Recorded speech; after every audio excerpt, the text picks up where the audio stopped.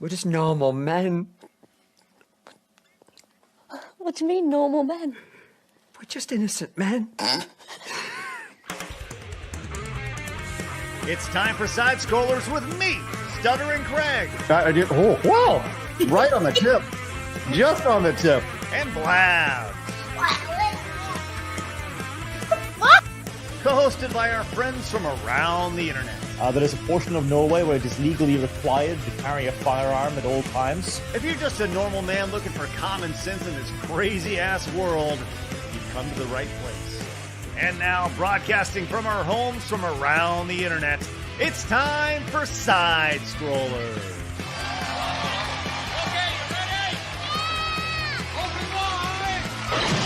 Ooh, why am I once again so stinking small every day? And here we are. What's going on, everybody? Hey, welcome out to Side Scrollers, everybody. Good to see you. Hi, I am Stuttering Craig. Happy Monday to you here with this wonderful new setup.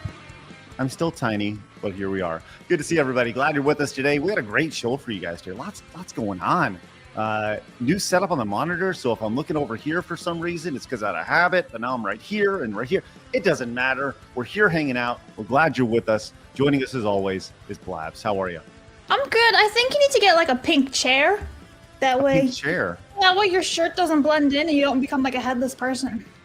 Okay, I see what you're going with. Yeah, I don't mind that suggestion, but that's kind of what I'm going for here. Is I want to look like Zombie from. You just want to have like a head and arm just stick out randomly, and that's it. You have no. When I say I want to be like Zombie, you have no idea who I'm talking about, do you? Should I? From Pee-wee's Big Adventure or Pee-wee's Playhouse, Zombie, long live Zombie. No. No idea what you're talking about. I know you don't. That's okay. But you know who does? The normal man. Good to see everybody. Hey, your wish is granted. Long live Zombie. There you go. Flash, I bet you know what I'm talking about. Sure. Do you? you know Zombie? No. Who's Zombie? Zombie. Mecca lecca high, mecca hiney ho. Oh, geez, Louise.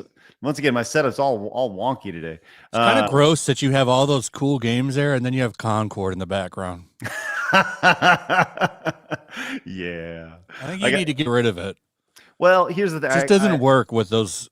You got like Super Mario RPG there. That's like a $300 game. Yeah, these are some of my most prized pieces of my collection here. Now, the idea was I wanted all the games over here that like mean something or I like or mostly just like boxed up. And then on this side over here, it has like Concord. It does more, and then it's the exact opposite. So yeah, maybe I will, but I feel like I don't know. Maybe I'll remove them and flip them out. Who knows, right? So I don't know. New setup, new look. Just I got to get prepped because coming up here in like 2 weeks, Blabs and Phoenix are coming in town, and we got a big mark it on your calendar. 2 weeks from today, guys. Mark it up, circle it up, ready to go. 3/3. We're going to be unveiling all sorts of stuff we got going on for our third year of Side Scrollers. So, yeah, good stuff. But yes, I understand. Let me see if I can find Zombie from Pee-wee's Big Adventure because I think it's important. Our Pee-wee's Playhouse, that's what it was. Those who know Zombie know Zombie. Yeah, here we go. Let's see if we can find this because this is important. This is important that we talk about this, but or not. Well, I'm glad you're here with us. I'll find it here in a little bit.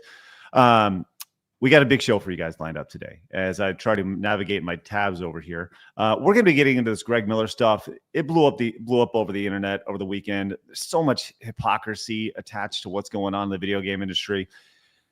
And we'd be remiss if we didn't talk about it. Now, I'm going to give you my personal thoughts as I've known Greg personally for over a decade. And now I haven't spoken to him in a while. That may be a reason. I don't know. But we're going to get into that and just the absolute hypocrisy of what happened at the DICE Awards this weekend. We're also going to get into what's going on over in Germany, of all places, because Germany is scary, man. You can't say you're going back to the roots. I guess, man. I guess that is some scary stuff, like what's going on over there. I can't even well, we'll get to that a little bit later on. We also have on our docket today. Did you know that the video game industry wants to scan little children's faces? Did you know that? I saw Savvy's post on that. That was crazy shit. absolute craziness. Wow. We're getting into this crazy girl boss ad. It's all about Down syndrome, which Flash has not seen yet. So we'll get into that as well. And all the rumors going on with Xbox and we got a bunch of quick hits. It's going to be a fun show. It always is. So do us a favor. If you're new, hit the subscribe button. And of course, hit the thumbs up button. Our goal is always 1,337 thumbs up. If you guys wouldn't mind making that a habit when you guys come on in, whether you're watching us, whether you're watching Flash, hey, that stuff is massive. Those tiny little things like commenting, like putting a chat, just saying bleh in the chat, or hitting the thumbs up button. All that does is help discoverability here on this crazy platform that is YouTube. And if you're watching over on Rumble, what's up? And most importantly, if you're watching over at Side Scrollers Podcast, tip of the cap to you, my friends. All right. We always like to start off the show with Today in Video Game History. And today we got quite the doozy. Okay, dokies, everybody. February 17th. Oh, it's the wrong date. I forgot to change the date. Damn it, Craig. What the fuck is this? Okay, here's the thing, guys. I made everything in advance, and then GameFAQs changed their dates on me, and I had to go back and redo it, but I forgot to change February 24th to February 17th. So listen, it's Blabs' time to shine. Okay, Siphon Did you hear Filter. Flash? What is this? What is it? Flash is not. It's not February 24th. Yes, I know, but it's actually, these are the dates for February 17th. I just forgot to change the day. Okay. So it's still February 17th, even though it's not saying so. You know what I'm saying? Anyway, it's fine. Siphon Filter was released in 1999. We had Star Wars Republic Commando released in 2000. And then Capcom Arcade Stadium was released in 2021. I'm going to get rid of that now. Yay! Yay, the faster you can get rid of it, the better. All right, some noticeable games that you did miss today, Blabs, include the amazing, and this is like legit one of the best games on the Genesis, game called Rice Star. Have you ever heard of Rice Star, Flash? I have to see. Yes, that sounds familiar. I need to see a picture of it. Okay, so Rice Star is it's a star, and he hits people with his face. The reason why this game was important to me was this is actually the last before, like, long, but most people know me from like when I had Screw Attack long ago, and we signed a deal with Game Trailers. Oh yeah, I I remember this. Yes, I'm gonna pull this up. So I never played it, but I remember it. Yes, this game is spectacular. If this saw a reboot today, nobody would play it. But this is a truly spectacular early 90s like mascot game, and the music in it is really good. You can tell this is like at the end of the Genesis life, just because of all the colors they're pushing out of it. Oh yeah, tons of color. You see, this was actually made by you can tell see the Sonic inspiration here. Yeah. But you grab things, you hit it with your face, and the music in it is just spectacular for a Genesis game. Oh my God, Rice They're Star really is pushing awesome. those colors with it. Yeah, man, it was huge. All sorts of abilities, jumping and swinging and climbing. Blabs, you like this game? Probably. Yeah, it's cute and fun. Look at him scaling up the wall here. Isn't that cool? Let's go. Anyways, this was actually released over the weekend. So I wanted to give a little bit of love to that because games like that we don't get to hit. Look, Also, I fixed it. way to go, Blabs. You're on fire today. Way to go. Also, if you're a fan of our friend, the Angry Video Game Nerd, Bugs Bunny's Crazy Castle was released 36 years ago in 1989 for the Famicom over the weekend. This actually isn't a Contra game. Flash, do you ever play Hardcore Uprising, which was more or less a Contra game? No. Oh my gosh, this game is spectacular. This was probably the best Contra game that is not a Contra game, if that makes any sense at all. I don't think it's officially a Contra game, but this thing is spectacular. It's all hand-drawn. This was a Xbox 360 release. It had this combo system at the top to keep you, moving and shooting, and it had like an air dash. Very difficult game, but super fun. Oh man, this is great. I spent many hours playing this game. But yeah, this is Contra to its core. Double jumps, air dashes. Had a system where you could power up your character. The guns. It was great, man. It was awesome. I loved everything about it. So anyways, Contra. It wasn't Contra. It was Hardcore Uprising. You need to be very clear about that because, anyways, that was released over the weekend as well. And one more game that I wanted to talk about, Blabs, before we that was actually released on today. Windjammers. Flash, you ever play Windjammers? Wind? What system was it on? It was actually originally a Neo Geo game. No, I never played it then. So you found it in the arcade. They made a sequel to it. I couldn't afford a Neo Geo. No. This was one of those. You think I was one of those rich kids? This is one of those games you played in the arcade. Windjammers was spectacular. It's more or less Pong, just with a couple like players and power-ups. This game is super duper fun. And if you want intense moments, oh my gosh, Windjammers gives it to you. It'll slap you on the face with intensity. It's really, really good. That should be the tagline for the game. Windjammers, slap you in the face with intensity. So, anyways, if you haven't played it before, Neo Geo, wasn't it like $700 fucking dollars? Yes. Who could afford that? Nobody. No wonder it fucking failed. But it was the closest thing to an arcade that you could have, Flash. That was the idea. Yeah, Sega also had arcade ports. It just didn't look as good. This is true. Very true. Anyways, some great games, like really, really good games released over the last few days that didn't get a chance to, they need to be recognized. And that's why we do Today in Gaming History. So, yeah, there we go. Also, another game 8 years ago, Halo Wars 2, Blabs. Yeah. All right, man, right off the bat, we're off to a great start, guys. Thank you very much. Our Montez goal is 10 orange super chats today. That is of the $20 or higher variety because we're, just figuring things out. But right off the bat, Joey came into the 10, says, Craig, you forgot to mention ECW Hardcore Revolution released today in 2000 on the N64. I saw it. I just didn't mention it. But thank you, Joey, for that. And if you think about it, somebody said in the chat, and it's true, if you adjusted that $700 for inflation, you're looking at like a $1,500. You can get a fucking PC. Yeah. It was. I said it was the closest thing to an arcade that you could get. That was the whole idea of it. Was, hey man, was that successful anywhere? The Neo Geo? Yeah, in any country. That's an interesting question. The hubris on them to put that out, thinking that would make a dent in the market at all at that fucking price. I bet that there's a video out there talking about the Neo Geo and kind of its success or lack thereof, because the Neo Geo was at the time, it was like the holy grail. If you knew somebody who had a Neo Geo, either like they were either incredibly rich or B, incredibly rich. But the Neo Geo was the closest thing you get because you could literally take the games from your home console and plug them in at the arcade. I mean, those Neo Geo, they actually had. Have you seen the Neo Geo cartridges that were? Yeah, they're huge. Yeah, they're massive. I mean, they were you could put them in arcades. I remember. Yes, it was awesome. I mean, they were legit the size of my book here. I mean, they were huge, and you pop them in. They were like Nintendo cartridges, but giant. It was great stuff. Some people are saying it did well in Japan. The Neo Geo sounds like. Wasn't it called something else over there? I don't know. Wasn't it like PC Engine? Maybe no, that's Turbo Graphics. Yeah, you're right. Yeah, I think it was the Neo Geo. Because man, the Neo Geo itself, also the name is great.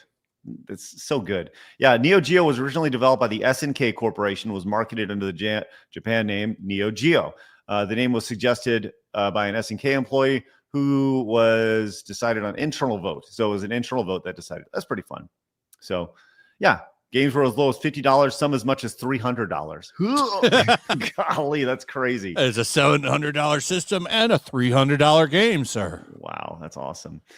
Winterfell came in with a $9.99. Says Montez says Republic Commando came out in 2005. The screen says 2000. That is all. Ooh. So listen, I don't know how to read anymore.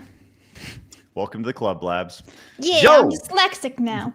Joe Musashi. Hey, looking forward to your game, Joe. Says the other two games you missed were Rise of Honor and Jet Li, and the Jet Li game for PlayStation, or the PlayStation 2 game, and King of Fighters 15 that came out 3 years ago. Nice. Thank you. Appreciate that, Joe. Wedge says, how was your shrimp and grits this morning, Craig? You need to stop. I'm not doing that. I'm not doing shrimp before 10 a.m. What are we doing here? It's ridiculous. I like shrimp. I'm sure you do, Blabs. And Pause came in with the 5, says, "Heyo, Blabo, I as something for your inner weeb. Shadow Tactics Blades of the Shogun. Top-down tactics game set in feudal Japan." Cool. There you go. Thanks for the rec. B. Barrett says, "What social media app do Slytherins use?" Snape Chat. That's kind of funny. All right. Let's go and move on. All right. Like I said, we do have a big show for you guys. Glad you're here. Once again, if I'm a little discombobulated, it's because I am discombobulated. But hey, he's looking into the beyond. Yeah. Beyond what you seek. Beyond. But yes, we're glad you're here. Man, let's kick some ass today. We got a big one for you guys. So let's get into it. It's time for my favorite segment, your favorite segment, everybody in the world's favorite segment. Friends, it's time for Hard News.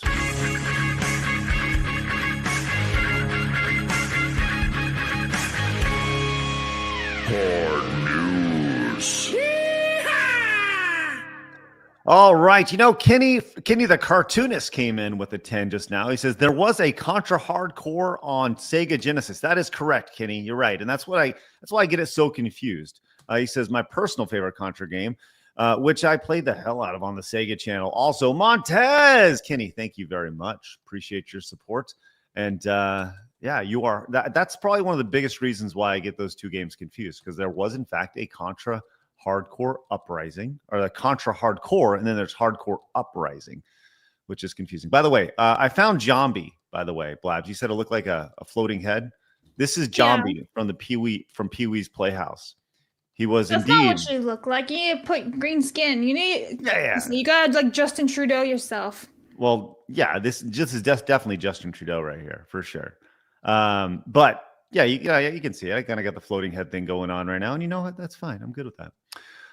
Okay, let's start off and go big. We're going to start off with dudes posting their wins. Now, listen, if you're a dad, we've all been here, we've all seen it, and this is pretty spectacular. This is what I call a dad save.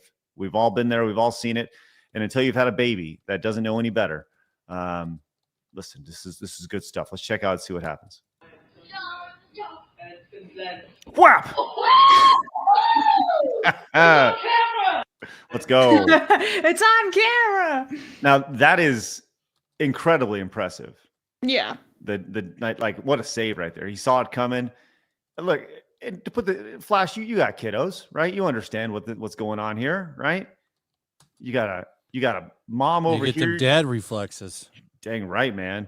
You got two kids over here jumping on the couch. You got an infant right here just trying to climb on this thing. You know, by the way, horrible decision, right? This idea, you clearly see what's going to happen with the leg up on here. But yeah, flying back, dad comes in with the save. Let's go. Mom loves it. All of a sudden, they're making number 4. Just saying, you know, like, let's go. Pretty outstanding stuff right there. So big ups to that guy and his incredible dad save right there. You ever had a dad save like that, Flash? Yeah, I have.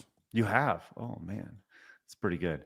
I think most dads have had something miraculous, and you know that's one thing that I was always intrigued by. They always heard like dad strength, and there is a point in your life where all of a sudden you just get super strong for no reason. Do you know that, Blabs? No, I'm not a dad. Yeah, it's true. It's true. Like for some reason, your strength you get exponentially stronger. Maybe it's just because you're carrying around kids and stuff, and bicep workout. I guess, I don't know. I hadn't been to the gym in years, and then I just showed up and I like put 200 up on the bench, and I was like, okay. I was like, oh, that used to be hard, and now all of a sudden just got grown ass man strength over here, which is great, and I appreciate that. So got to get back in the gym, man. Well, I have gotten back in the gym. I've been going regularly again. Starting to feel pretty good. Yeah, I know, right? It's amazing what happens when you start moving and grooving, man. It's wonderful stuff. Blabs, do you go to the gym? No, because that involves driving 30 minutes each way just to get somewhere. Oh. I just work out at home. Good for you. Good for you. Like, What's a workout look like for you? Okay, so I can't do like a whole lot of lifting weights and stuff just for medical reasons. So it's like a lot of like aerobics and things. So like planking, stuff like doing exercises on mats and stuff. I also have a treadmill I just walk on. Just go for it. Just go for adventures on a treadmill if it's too cold out, and I put some anime on and I just go. Yeah. Planking, you're doing strength there. Yeah, working those abs. Planking is terrible. I freaking hate it. I hate it. How long And then can you go? my physical therapist, we used to make me do like side planks too. So you look like Superman on the side. You'd have like one arm up in the air, one leg up in the air. Ugh, hate them. You ever done yoga? I hate yoga. I love yoga, actually. I hate it. I can't keep calm. I do it every day. No, man, I'm telling My you. brain has like a million thoughts. I'm just like, I can't just sit here and relax. How do you do that? So no. Nah, It's that blood flowing. Mm-hmm. Just saying, like, I know this sounds like, I'm telling you, we talked It's about good. DDP yoga. DDP yoga, Blabs, you would love it. It's more than Probably. it's more I than like just like vinyasa. calm stuff. What's vinyasa? I haven't heard of that. It's like flow, constant flow. I haven't seen that, but I think that's kind of similar to what DDP yoga is. And you're always kind of moving. And the big thing is like when you're going up with your arms, you're also like flexing, so the blood flow is moving and grooving through your body. I'm just saying, Blabs, give it a chance. By the way, we had an opportunity. Well, maybe we can still get People DDP talking shit about that yoga in the chat. Listen, if you're a single guy, go to a yoga class. Get all the women. Yeah. You'll be like one of the only dudes in there. Flash As long is as you're not not wrong. like a Plank creepy fucking challenge? weirdo, and you'll be okay. Just don't be creepy, and they'll talk to you. He's We should not do a wrong. plank challenge. How long you can do a plank? Yeah. Well, We'll just chill. and You're do a going to be in plank challenge. town. I guarantee you, who does these on a day-to-day basis, would definitely outplank me. But You don't know. Maybe I'm just a frail thing. But maybe, Blabs, maybe since you're coming in town here in a couple of weeks, That's we what can I'm do these saying. things. Do a plank challenge. Write it down. Okay. Jot it I'll down. put Oh, a schedule. DDP Yoga, that's Diamond Dallas Page. Yeah. He's a big advocate of yoga. So is Woody Harrelson. What But he's embraced like the religious aspects of it. Because it's attached to like Buddhism. Right. Yeah, I just But like we do American yoga out here. We take the Buddhism out of it. That's right. We're going hard with our yoga down here, where we're stretching and getting big. All right, man. Speaking of getting big, let's go. Check this out. As Joey came in with a $50 super chat, says, my dad once saved me from getting hit on the face with a baseball. Let's go, Joey.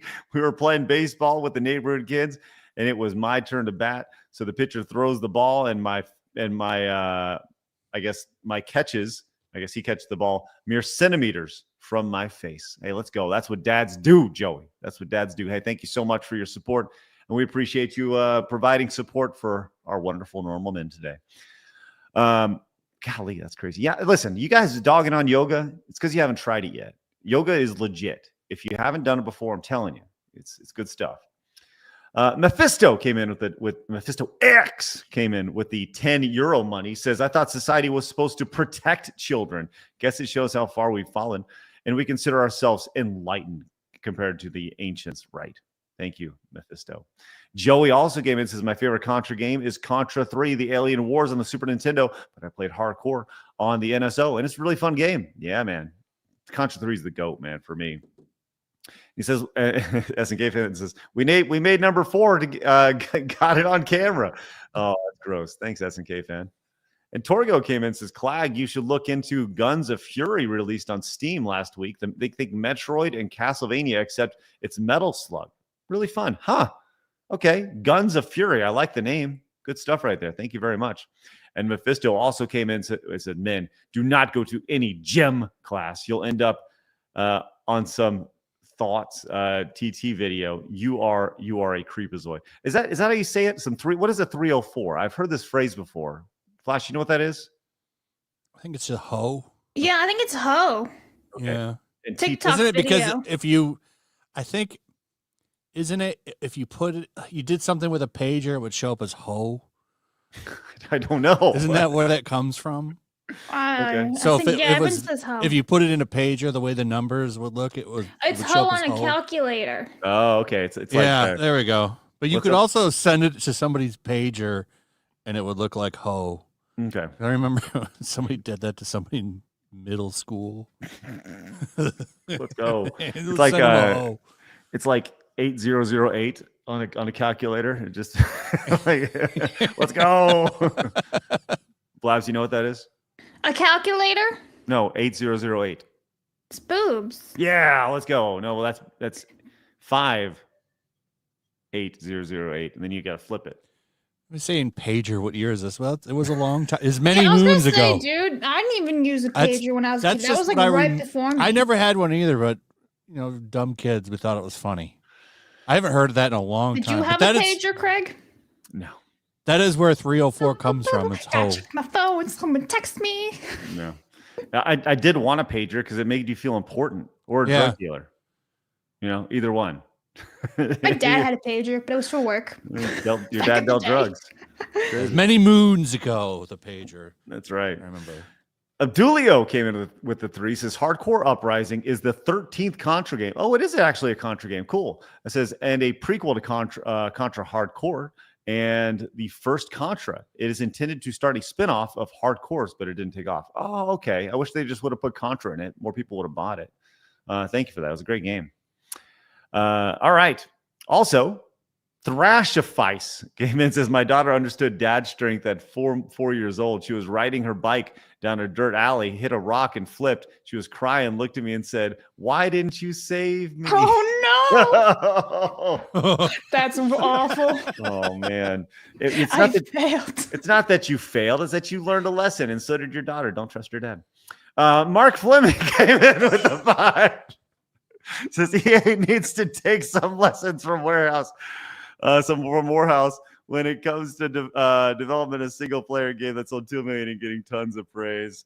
And Market Reality says type 304 upside down on the calculator. I understand now, you guys, with your leet speak. All right, hey, Thrashvice, I'm sorry about that, but seriously, watch out for your kiddos right there. Okay, we got this story here from Blabs. This is such a Blabs story, it's crazy. I'm going to read the title. Chocoholic possum hospitalized after annihilating entire Costco chocolate cake. Too much of a good thing. So, Blabs, tell us more about this possum. Okay, so this family left a chocolate cake outside because they didn't have room in their fridge, and obviously it was cold temperature, so it could stay fine. But what they didn't think about was the wildlife, and so this possum ate the entire chocolate thing, and was having obviously a reaction to eating all the chocolate. So they quickly Googled to see if chocolate was toxic for the possum, and it kind of is. So they had to bring him to the vet because he was completely discombobulated and everything from eating an entire chocolate Costco cake. He was drunk on Costco cake, huh? I feel so bad because, like, that poor thing, obviously, we had no idea. It's a freaking possum. It sees food it wants to eat. So a reminder out there, if you want to leave your cake outside, please don't. Right. In case wildlife eat it. Hey, I got an important question for you guys. Mhm. Is it possum or opossum? I say possum. I do too, but It's just spelled that way. why do people say opossum? I guess they're phonetically reading it.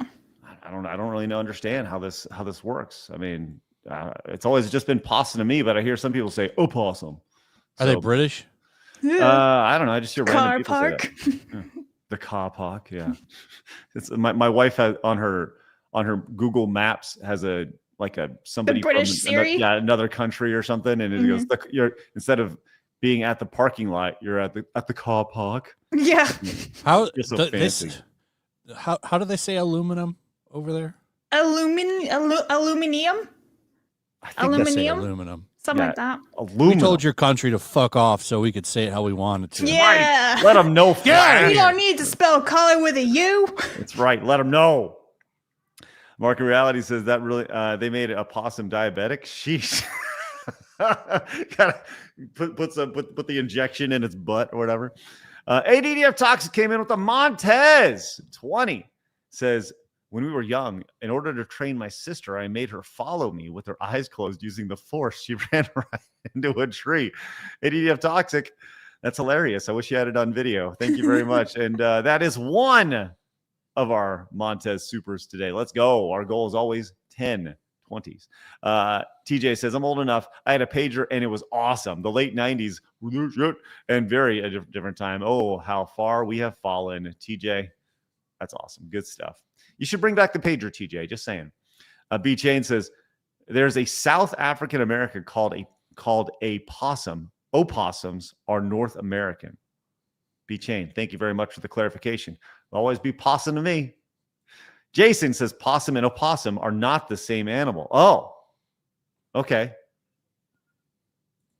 Rebound came in and says, can you weirdos pronounce nothing like it's written? Rebound, listen, doesn't make sense to me why there's an O in front of there. Well, I'll say the opossum ate a chocolate cake. Is that what you want me to say? The opossum ate a chocolate cake. So the opossums live in North and South America, while the possums without an O live in Australia and other countries, but they look really similar. Do the dingoes eat them? The dingoes? I don't know. Maybe, okay. So I just figured it out, right? Here in the United States, I see them on the side of the road all the time because they've been hit by cars, right? Especially down here in Texas. I see possums hit. So maybe it's like someone sees a possum on the road, they go, oh, possum. And like before they hit him, oh, possum. And then that's where the name came from. I don't think that's it. No, can we go like rattlesnake hunting or something? Nothing like a little opossum, a Foster's, and a bloomin' onion. What's going on? I like I like it. I like it, Flash. That's a national dish in Australia, the bloomin' onion. The opossum bloomin' onion? Well, you have a bloomin' onion as the appetizer before you eat the opossum. Well, actually, it's technically it's just a possum down in Australia. We just learned that because the opossum is in. We'd have to get Raging Rhino on here to we need clarification. break it down. Yeah, serious clarification. All right. One thing we don't need clarification on is that listen, hey kids, you like everything you liked growing up being ruined? Well, we officially have word that the Goonies sequel, a Goonies sequel now, friends, is officially in the works.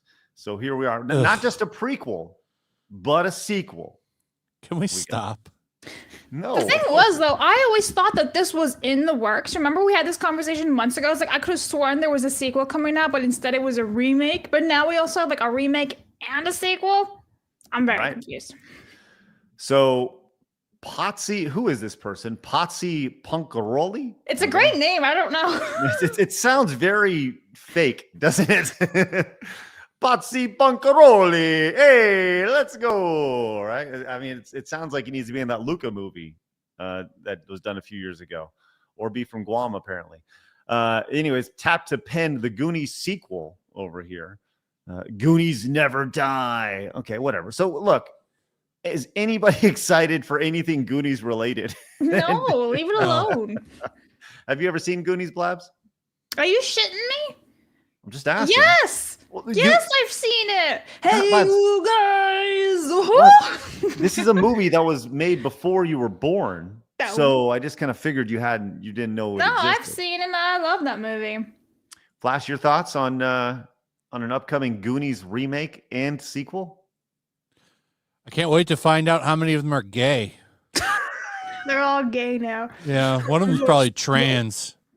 Oh man, wouldn't that be amazing? I bet they peel that stuff back a little bit. I do, given the state of society. I bet but they can't even make the sequel because Sloth is dead. Remember the actor who played him? He's dead. He OD'd and whatever, wasn't it? So like, no.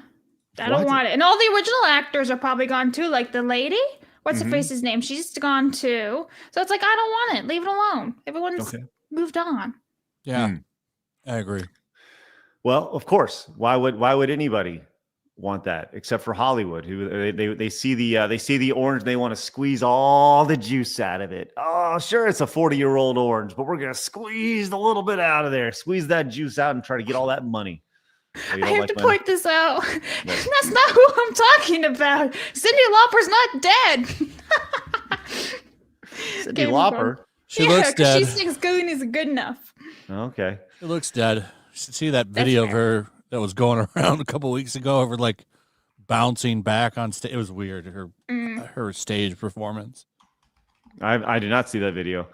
I would know. I wouldn't be able to find it now. It's been a couple weeks. Yeah, let's see. Oh well, Cindy Lauper looks like Cindy Lauper was born in 1953, so that would make her what 72 today, right?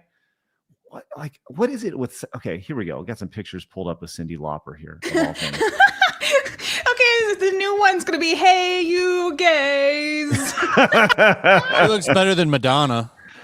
Yeah, but like if you're 72, should you really be dressing like this? Let's just be very honest. Right? Embrace the age. Right. And at a certain point, if you're holding up your hand against the resistance, aren't you like you've been in the music industry your entire life, your entire career? You are the problem. You're literally a part of the machine. What's that? She's the product. Yes, she is literally the product. I mean, she looks great for 72. I mean, if that's truly what's going on here, but at the same time, like, I don't want to, like, if you're going to have purple hair, I want you to look like a purple hair granny or a blue haired granny. You know what I mean? Anyways, just be a grandma. Why can't we just age gracefully? It's rough. Oh my goodness. But of course, that's too difficult. Stray hair. Butchered that. It says possum and opossums are different marsupials that are native to different continents. Well, now we know. I've been hitting opossums on the side of the road, not possums. Chaotic Neutral says, I had the Motorola Flex pager. You could use the numbered pad to type text. Kids have it easy with keyboards. Right. Corona Soul says, the British say aluminium. Thank you, Corona Soul. Blabs, there it is. Can you phonetically say that? Aluminium. You nailed it right there. That's good. Mephisto says, journalists lurking in the chat, learn to actually spell. Sorry, not good at spelling or talking. Bullet Shepherd came in and says, don't matter what they say. George Jones is the possum. Oh, light man. Thank you very much, Bullet Shepherd. B Chain says, oh, right, Aussie land, my bad. Both are marsupials. Wedge says, is Craig's breakfast is shrimp? He's surely shellfish. Death Proof says, do the Mad Max Knight Rider speech, Flash. Rubber Road. Can you do that? Is Flash Oh, alone? sorry. I got a really cool message from somebody. Oh, cool. Is it about the possums? Is it about the Mad Max Knight Rider speech? No. I don't want to say. Okay. Over on Rumble says, Wasp says, fun fact, the British guy who discovered aluminium had the word pronounced the American way. The reason why the British pronounce it exists is because the newspaper publisher hated it. Oh, hated the original. That's interesting. Huh. So yes, the journalists are over here just ruining words, which is crazy. Stupid English propaganda.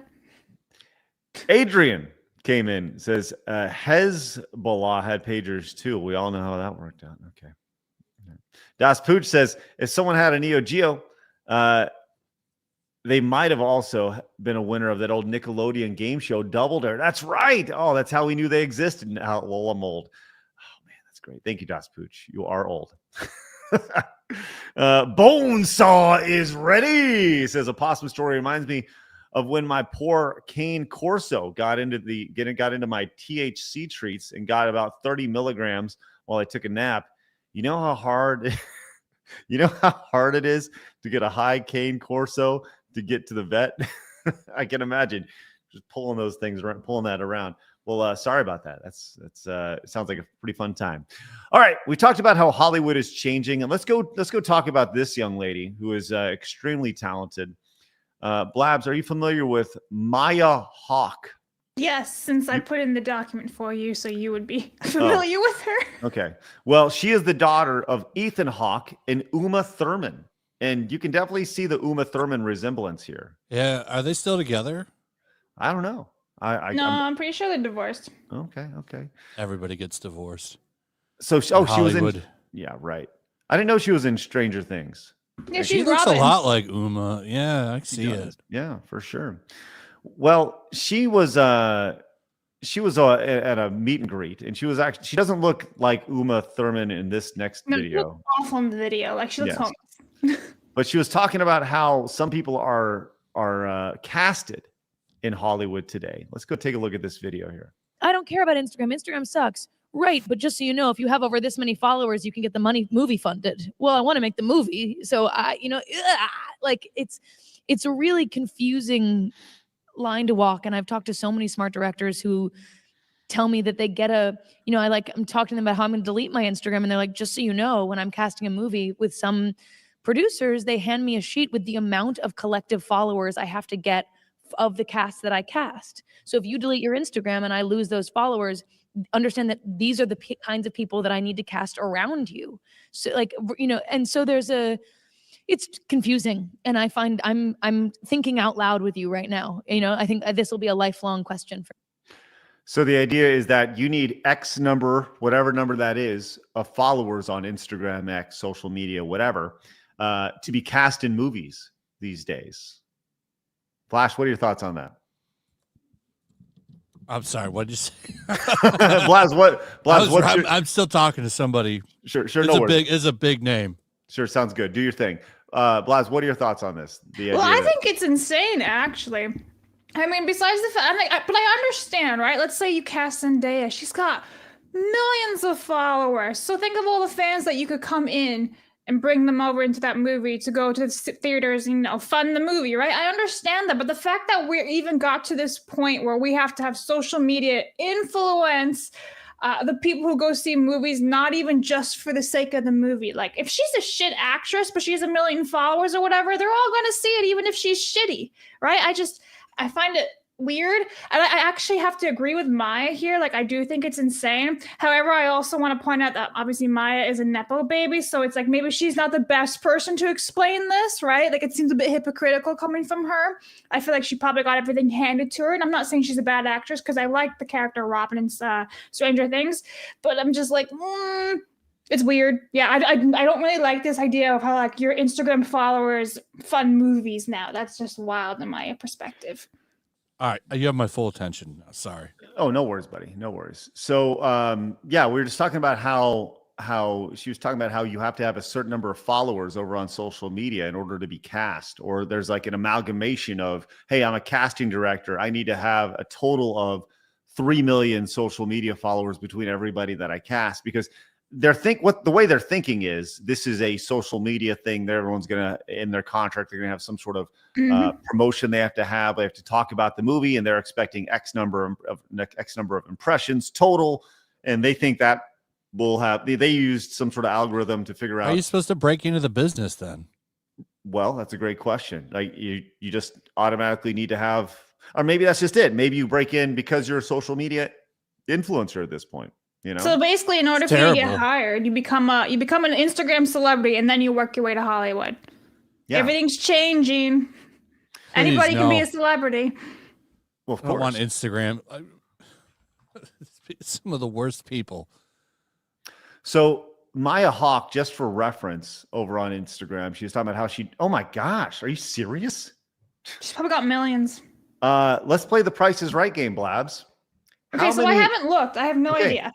Okay, let's start with you, Blabs. How many followers does Maya Hawke have on Instagram? I bet you it's like 10 million. Flash?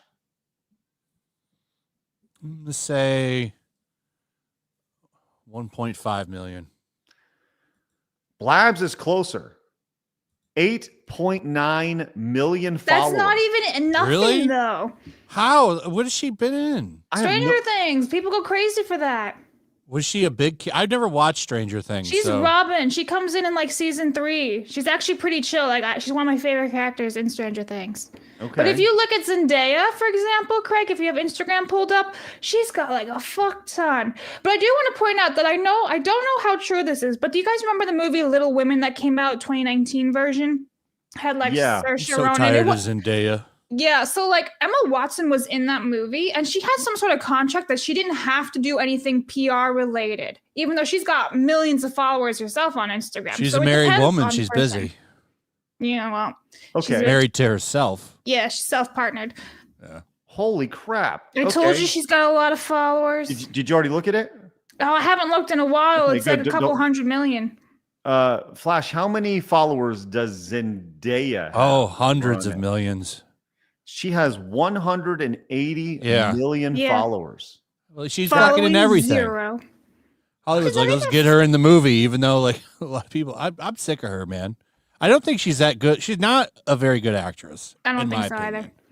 I really She's like got, how like, she's that- not even following Tom Holland, her fiance. She has that wooden stiff acting face. Like, she doesn't have any emotion to her face a lot of the time. Well, that's a good reminder to let everybody know that Side Scrollers Podcast has almost 2,300 followers. So if you'd like to follow us over there at Side Scrollers Podcast. That's right. Okay. There we go. You can find us over at Instagram over there. Well, that's just a sign of the times, I suppose. So that's just kind of the way it is. But it's so weird, though, isn't it? That like all of a sudden now we're hiring people based off their numbers, or it's just wild. Well, Wild. you want to hire. These are the new stars. These are the new star Blabs. That's right. And that's why we'll never be there. Adrian says most popular actors in Hollywood are over 40. They can't grow new actors organically, so they're trying to glean over the other fields, but they can't act. Thank you, Adrian. And you are not wrong. I think they can act. I do think they can act. They're just not being highlighted because perhaps they're just not popular, or they don't have like the it fashion or whatever it is, you know? Bonesaw is ready. Says, based on Maya's wiki photo, her and Sydney Sweeney are jumping on a trampoline for an hour together would gross $1 billion at the box office. Bonesaw is ready. I love that. R.I.P. Macho Man. Macho. Here's Ruddy, who Bonesaw is Ruddy. Says Maya Hawk is a $50 super chat clip. Let's go. Market Reality says Uma Thurman is and the redheaded mailman. Thank you. Joey says, I think the only two Goonies actors still working are Sean Astin and Josh Brolin, and I doubt they'll be doing. They will be willing to do the. No, Goonies again. Dana's still working. He's back. Dana, They're going to recast everybody. That's true. 100%. Everyone's getting recast. Thrash Spice Skin says, death, taxes, and YouTubers that can't read. I guess YouTubers. That's true. I can't read at all. That's been well established. Switzerland Plays came in with the 2. Says Blabs want to go to yoga together. Not particularly. Thanks though. Appreciate that. I'll go to goat yoga though. Goat that yoga. looks fun. Have All you right. seen that Yoga, where they what's just have that? goats around? Like wild. Oh, have you never seen this before, Flash? No. The goat yoga? Oh man, goat yoga is. Let's all go to goat yoga. I got it pulled up. Here we go. Show me some goat yoga. All right. So goat yoga it's this thing that like white girls do, and they they pretty much go do yoga, and they let these little goats out, and they crawl all over people. Here we go. Here's a goat yoga. They just hop on up on it, and that's it. By the way, look at all the white girls. Oh yeah, all those classes. All of them. Yep. So you got goat yoga, doing yoga, and they just let these little baby goats just jump on you. That's kind of the way it goes. Yeah, I'm surprised you've never heard of this before. No, why does that need to exist? No idea. Wonderful question, Flash. Wonderful question. That's the dumbest fucking shit I've ever seen. Oh man. Well, actually, this may be the dumbest fucking shit you've ever seen. Did you see what happened over at KatsuCon over the weekend? Are you familiar with KatsuCon? No. Okay. Well, KatsuCon. What is that? What kind of con is it? It is an anime convention. Oh, okay. So nothing but fake swords and shit like that. Yeah. So KatsuCon is a 3-day, according to their website, an annual 3-day fan convention held in the DC metro area for multicultural enthusiasts and entertainment. I believe I've actually been to this event before, but this is at the Gaylord National.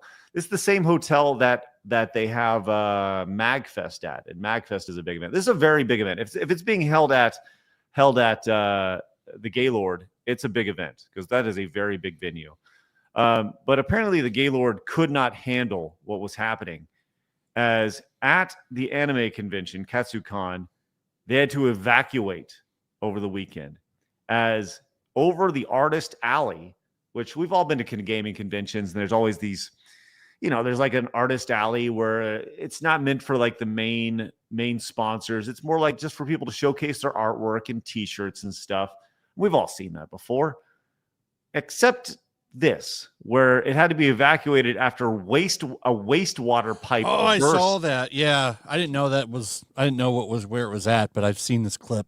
That sucks, especially if you're, for those little vendors there. You have all your shit that you're selling and it got destroyed. Yeah, that sucks. Check this bad boy out. Look at that, just flying down. Oh. Yeah, see, look, that one table's selling art. That sucks. Mm-hmm. All that shit was probably ruined. Well, no, all that shit ruined the art. That's what I'm saying. Oh, gross. That's sad. Yeah, it was a sewage burst. Look at that, just flying out of there. Oh my gosh. Oh, that's sewage? Oh, yes. Ew. This is Flash. It's literally piss and shit, dude. That sucks for those vendors, man. Sucks for everything. Look at that, just flying out. All their shit is destroyed, literally by shit. Yes, the worst kind. Oh my gosh, Blabs. What would you do if right now? Well, that's still a stupid question. Not even gonna go there. What are you doing? Well, rest in peace, KatsuCon, and more importantly, rest in peace the folks over at the Gaylord National over there in Washington D.C., who I'm sure somebody, man, what do you got to go clean all that up, all that nonsense, all that like literal piss and shit. That's disgusting, just flopping down there. And as if there wasn't already a reason for people to smell bad enough at those events, just saying, it's disgusting. All right, let's go on. Let's talk about Xbox. Let's move on there. Hold on. Blabs put in the run sheet and says Nintendo patent update. Am confused. I have not read this story yet. Because I'm confused. I'm so confused on it. Oh, is it the Pal World thing? Yeah. They got rejected. No. That was Nintendo. last week's news. Okay, we This have an update week's here. saying that it's misleading. So now I don't know what's going on. Well, give us the story here, Blaz. Why were you so confused? Because now they're saying this website is basically from Japan, right? Uh-huh. And they're basically saying it was misleading. This isn't what's really happening. So now I don't know. And anyway, I'll just read it for you guys because I don't understand. You want to make it a little bit bigger for the chat?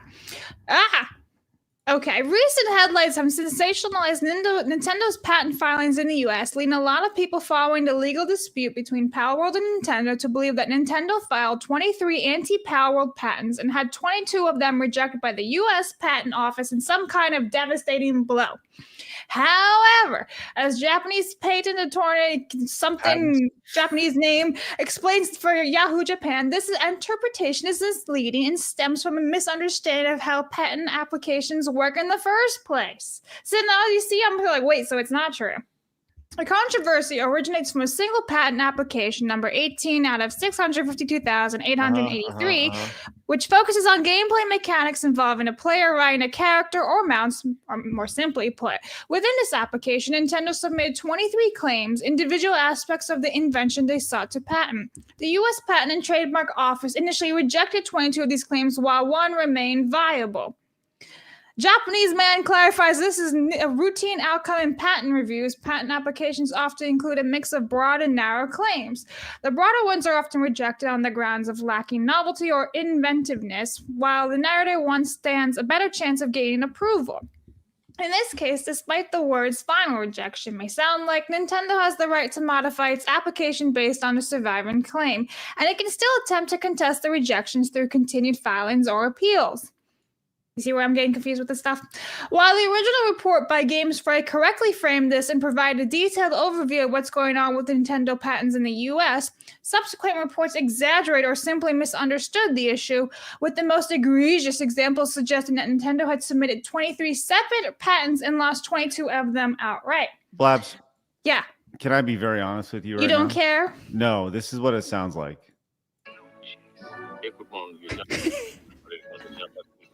Man, how many French stories I have for you. Slow down. That was the chat right there. I read fast. Sorry. That's really kind of, yeah. So, all right. Well, Okay, so basically the gist of it is it wasn't 23 patents that were filed. There was like a bunch of them in one patent. That's what I'm understanding, right? yeah. Can we meme that where you guys are like really confused with the like geometric signs and everything as I'm reading? Just go and wrap it up there. Let's just go ahead and do it. Look, there's an old Bill Parcells saying when it comes to football, right? I'm gonna bring this over to video games, right? When talking about football, he said, "Don't tell me about the pain, just show me the baby." Right? I don't want to hear about the pain, just show me the baby. I'm saying that when it comes to video games. I don't want to hear about the pain, just show me the video games. That's it. That's it. And I think that's fair. So there we go. Thank you, Blabs. Epsilon says, Craig, this is actual news. Yep. Yeah, it is. It's literally a huge correction because everyone thinks that it was like 23 patents, but it's well, I mean, not. I get it. I get it. Sounds good. Well, listen, we reported on it last week, so we should clarify. So listen, we're doing our due diligence here as real journalism. You're welcome. That's right, because that's what we are. We are real journalists here on Side Scrollers. Mega super video game journalist. That's probably what I'm going to put on my business card when I get one, which will never happen. So, Blabs, you know what? I think you should put super mega video game journalist on your. My name is Jose Ramirez. So. Oh, sorry, Jose. Yes, that's right. There you go. By the way, thanks for trying to add me on LinkedIn, people. Someone did do that. They're like, "Hey, bro, Chacho." Hey, bro, Chacho, what's up? All right. Before we get to our next story, Marmalin came in with the 10, says, proven once again, Hollywood doesn't understand the internet at all. Yes, we've all seen that. Vescarbino says the best Contra game is Probotector. Also, Montez. Oh, man. Probotector was the name of the European version of Contra because they had robots instead of Lance and Bill. Silly boys over there in Europe. Nathan says, ironically, social media is what kills a lot of interest in movies nowadays. They'd be better off having a contract clause that requires them to delete it, as it's been proven to destroy careers. Thank you, Nathan. Appreciate it. You're not wrong. You're not wrong. Marmalin says, proven once again, Hollywood doesn't understand the internet at all. That is correct. Thank you, Marmalin. And Mojo says, Blabs doesn't want a new Goonies because the Italians were the bad guys. Yeah, the Fratellis, which literally means brothers. Bazzabuni. What? That's a new Italian word I just made up. Please stop. Bazzabuni, talking with their hands. Yay. What is a pizza pie? There you go, Flash. I can literally feel you talking with your hands right now. I can just feel it. Pizza pie, Stromboli, mozzarella, pecorino. I like the Godfather movie. Hey, we're gonna murder you. Hey, we're gonna put a dead horse head in your bed. Come to me on this day. Don't even call me Godfather. What the hell is she talking about? How dare you assume my gender? That was made for you. You are racist. Okay. Katsabole! Let's go. Rat came in with a 5. Hey, if you guys want to throw in your super chat, your definitely Italian super chats. Talk it with your hands in the super chats, by the way. We'll read them all I'm off. cooking a pizza here. In the best Italian accents ever. You know, hey. What a princess. I'm talking about you black here. Hey, you got to put a hand emoji just like this in your super chat, though. Rat came in and says, hey, yo, mamma mia, amica, blavio, mozzarella, arrivederci, Bologna. Hey, Flash. Oh. Getting another eye injection in a few weeks. I'd film it, but I don't want to pass. I don't want you to pass out. Doesn't hurt as much as you would think. Oh, Thank you. Yeah. Thank you, Rat. I don't like having my eyes touched. It's why I hate going to the eye doctor. I don't think anybody likes having their eyes touched. Yeah, this is a topic on my stream on, I think it was like 2 weeks ago. We were talking about it. I don't know what I would do if I had to get eye surgery. Ugh. So I used to be like I used to despise anything being near my eyes, and like even like eyelashes, if they fell on your eye, it was like it was a tragedy. But then when I had to start wearing glasses and contacts and everything, now I'm just like, yeah, doop, doop, just don't care. Hey, I'm podcasting over here. Sorry. You ever see the movie Fire in the Sky? Nope. Oh, yeah. No, you've never seen that? Oh, man. There's a scene in that. It scared the shit out of me as a kid. Still makes me uncomfortable where it's a true story, they say, but this Travis Walton guy got abducted by aliens, and they show the scene where they run experiments on him, and you see this little needle come down all the way into his eye. Like it's a I don't brutal want to scene. hear this. Let's move on. Thank you. You want to watch it? I'll pull it up. No. The whole time he's like screaming, and they have his eye propped open with this. Oh, that's better. I was gonna no. Go ahead, Flash. Keep going. They have like his eye open with like one of those clockwork orange things. And like the whole time you see this needle just getting smaller and closer and smaller and closer, and it goes right to his eye, and then it cuts out. You don't see it hit the eye, but it's like just a little bit there, and then the scene cuts off. It's really uncomfortable. Well, he would have covered his eyes with Blabs with glasses, but he couldn't because there was a needle going in it. So I don't want to talk about it anymore. You sure you don't want to see it? I can pull it up. You won't. I've showed it on my stream. You won't get. That's fascinating. No, thank you. Hey, Vice came in with the 10. Says, here's a super chat. Hey, Vice. Thank you very much. Appreciate that. And Master Gawa says, Blabs Tower Tart is perfect sloth. And she has enough Instagram followers to skip the casting couch and slide directly into the Goonies remake. There you go. Look at that. No, Blabs. I don't. I feel like you need like at least 1 million or some shit. No. I'm serious. Nuh-uh. No. Why are you? Oh no! Hold on. We good now?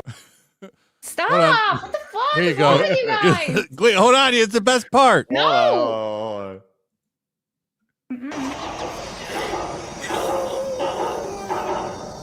look, it's coming down. Here, you'll see it come out now. I see nothing. Oh God! Blabs! I'm perfect screen, so I don't see anything. Don't do it, Blabs! No, Blabs! It's going right through his eye, Blabs! Look at it! Look at the needle! Okay. Fucking scared the shit out of me. We're good now. We're good? I don't like you very much. People in this chat saying, stop! Exactly. Why the Turn hell it would you do that? We can do that. All right. Nathan says, TLDR, Nintendo got their patents rejected in the U.S., although they can appeal it, but they can still file the patent to Japan. Thank you, Nathan. Appreciate that. Dead Space 2 did that? Well, then they stole it from that movie. That movie's old. All right, let's talk Xbox. We have talked a lot about how it just seems like Xbox is just getting out of the video game publishing business. They no longer want to be Xbox. Now they are Microsoft Gaming. Yay! Bada boom. And this came out from courtesy of Insider Gaming over the weekend. Says future Xbox showcases will highlight more multi-platform games. Now, Phil Spencer did an interview with the Xbox Era podcast, and it says in one segment, the conversation turned to Xbox using those stages to reveal multi-platform games, presenting both the Nintendo and PlayStation logos in trailers and title splashes.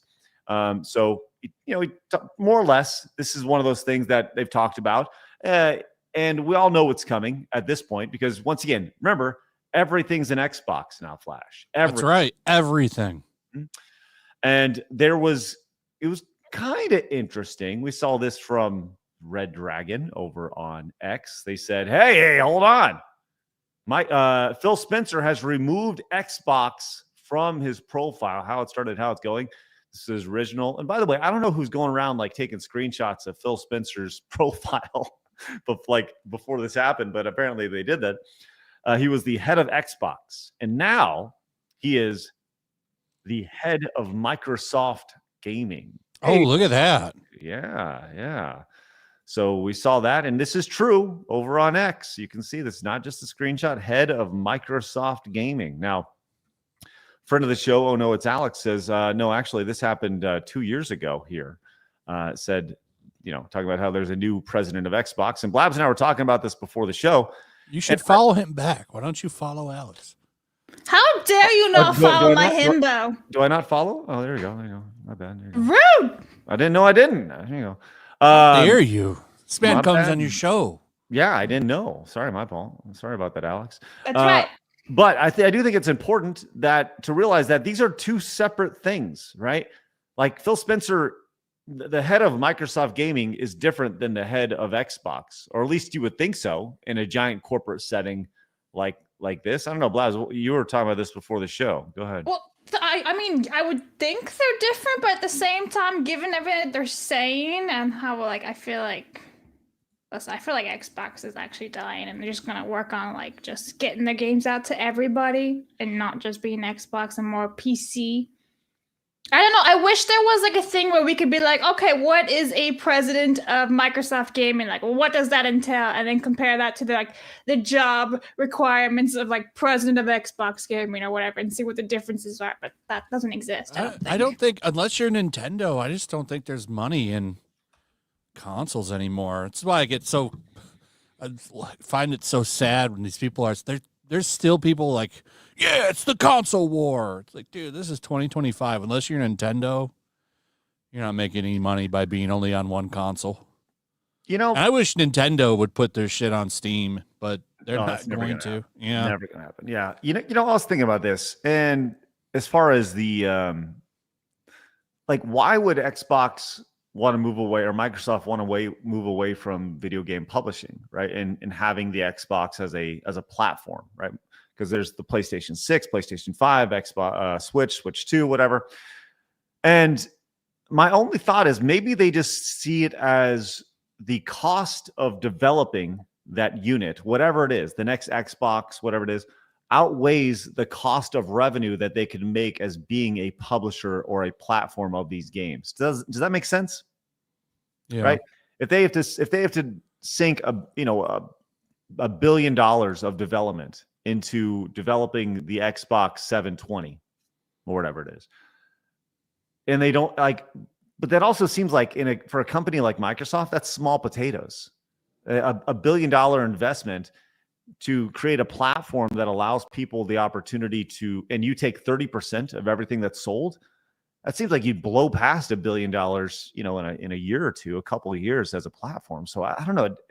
They clearly know something that I don't know, but it sounds like we're going down to more or less two consoles, with Nintendo and PlayStation, and then we're going to have PC and Xbox. And Xbox will be a distant third, possibly fourth, possibly fifth. I don't know.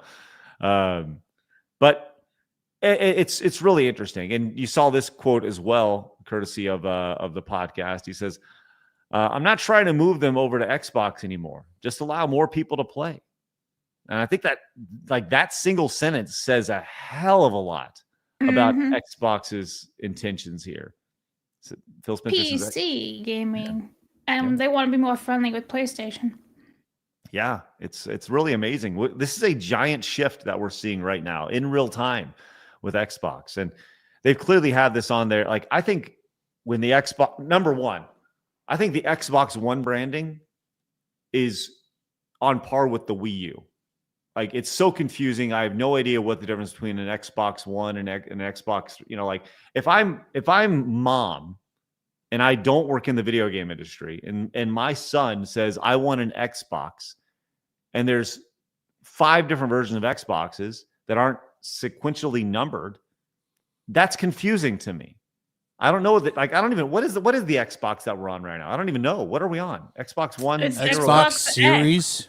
Right. It's X. How fucking confusing is that? It's dumb. Xbox- Yeah, they fucked up because they were like, well, we don't want to be the Xbox 2 when there's a PlayStation 3.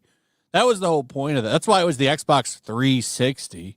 And then because they wanted to have a 3 in their name, and then what do you do after that? They should have just went Xbox 2, 3, 4, but And it's really stupid too, because if you think about it, Xbox One came out after 360, but like you already have PlayStation 1 back in the early 2000s. So like that completely ruined their entire idea of like, we don't want to be like PlayStation when you just did it. Yeah. The naming has always been dumb. They did it to themselves. They shot themselves in the foot. The branding is horrendous, just absolutely horrendous. It's crazy to see. Nuts.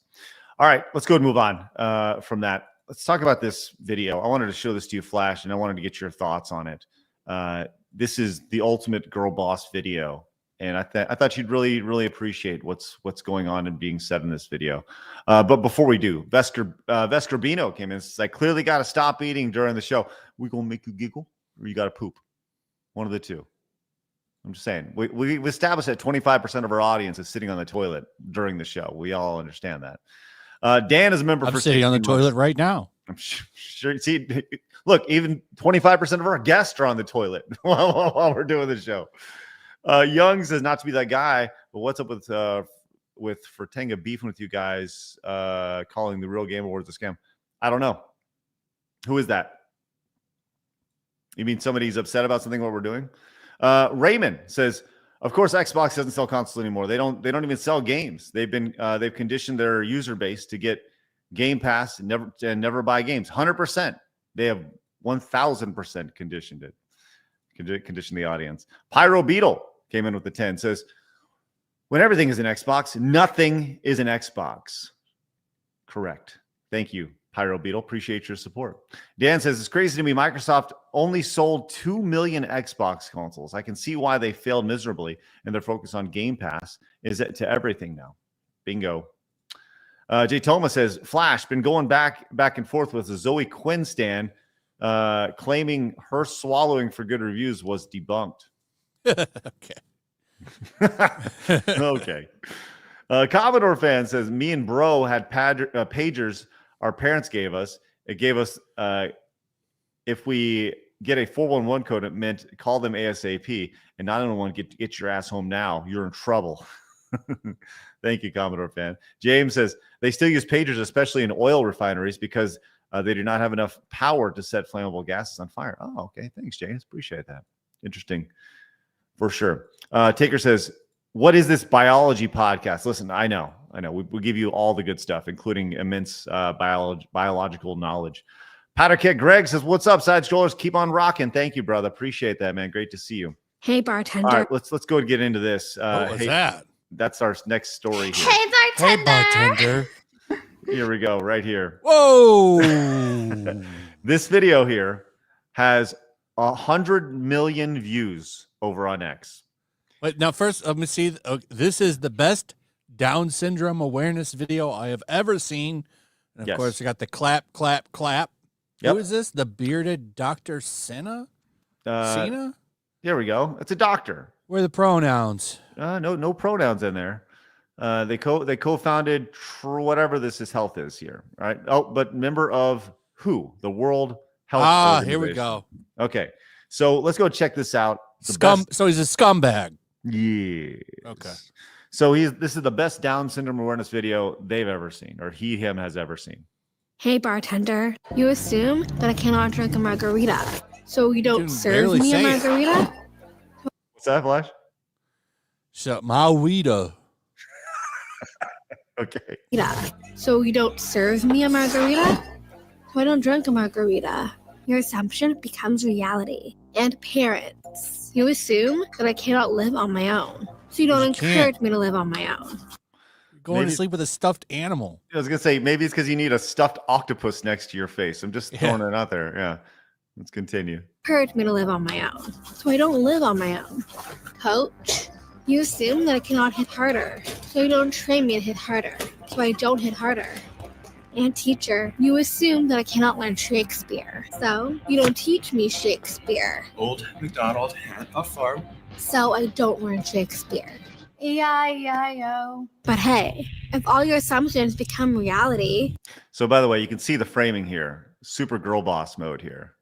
Right here. Blabs, what are your thoughts as you've seen this so far? I've not seen this before. This is well new to me, but like I don't really disagree with everything she's saying, actually. There are a lot of Down syndrome people who are pretty developed and they can just lead normal lives for the most part. Sure, they look a little bit different, they speak a little bit different, but they're not like, they don't actually need a whole lot of help, right? So I kind of understand where she's coming with that.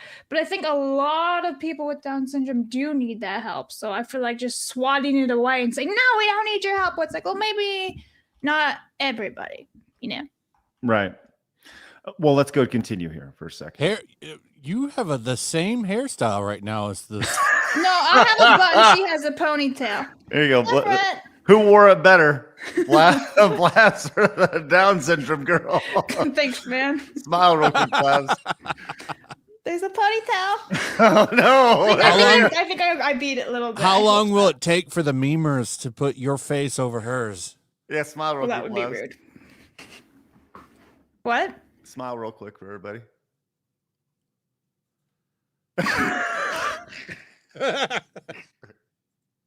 Thanks, man.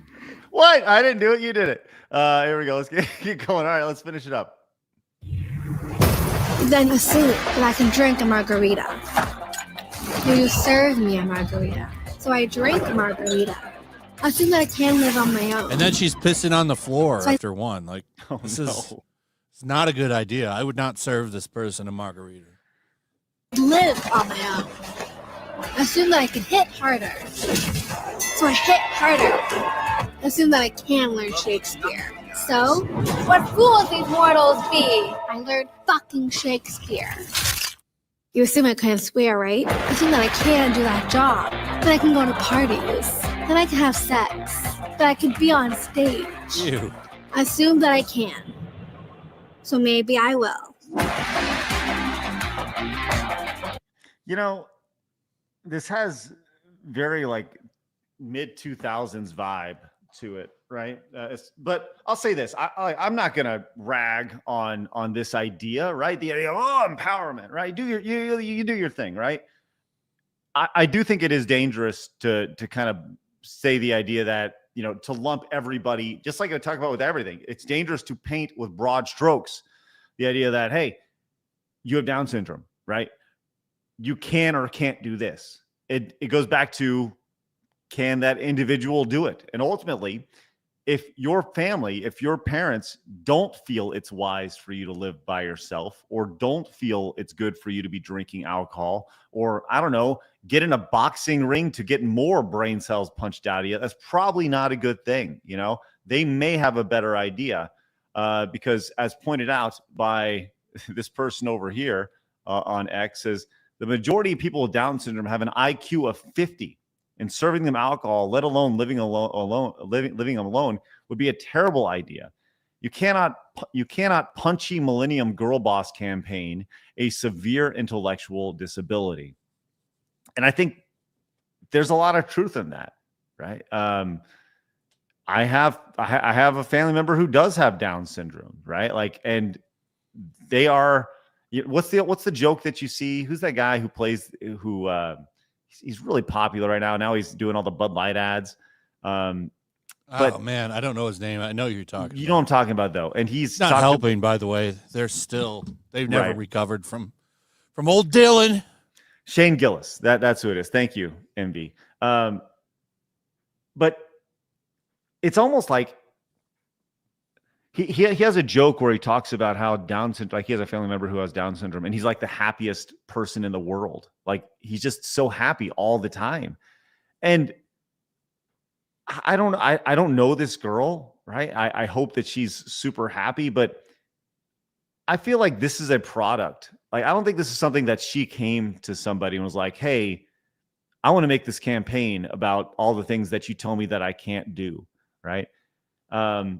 I don't know. I don't know. Blaz, I understand what you're saying. I understand what she's saying. She's like the exception, basically. She shouldn't be the standard, I think. Right. Maybe that's what I'm kind of going for here. And that's what I understand.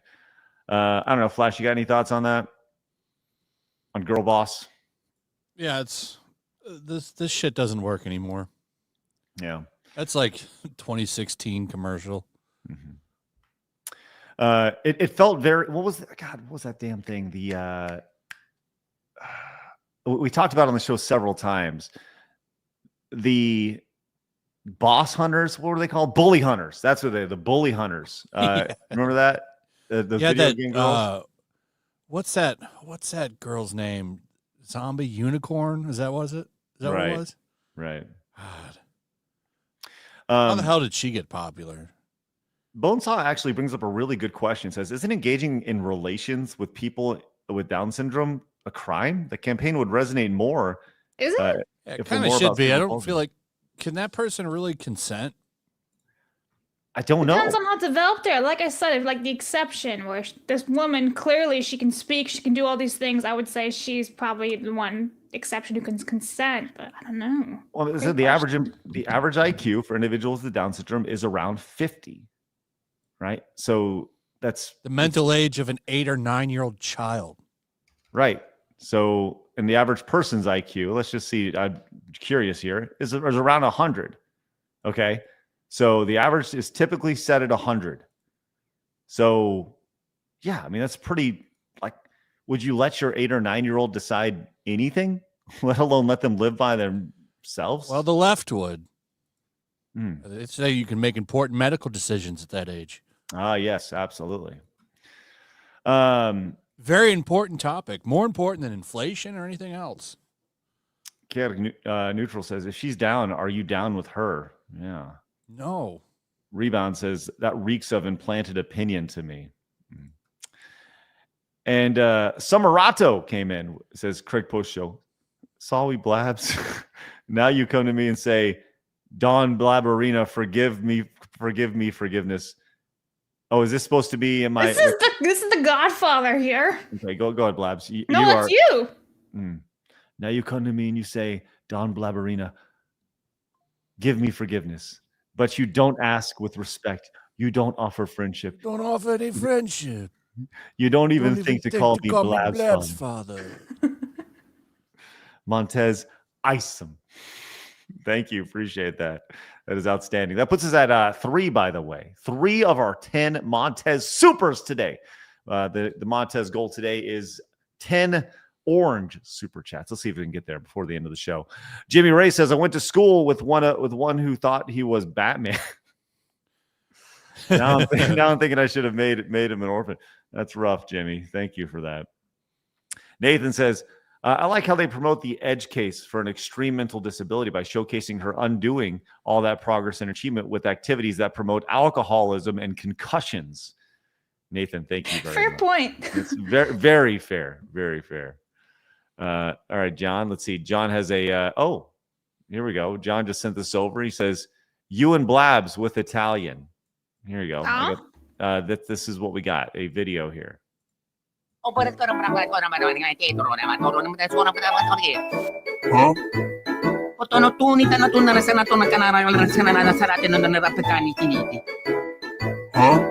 what did he say, Blabs? Go. He's not saying anything.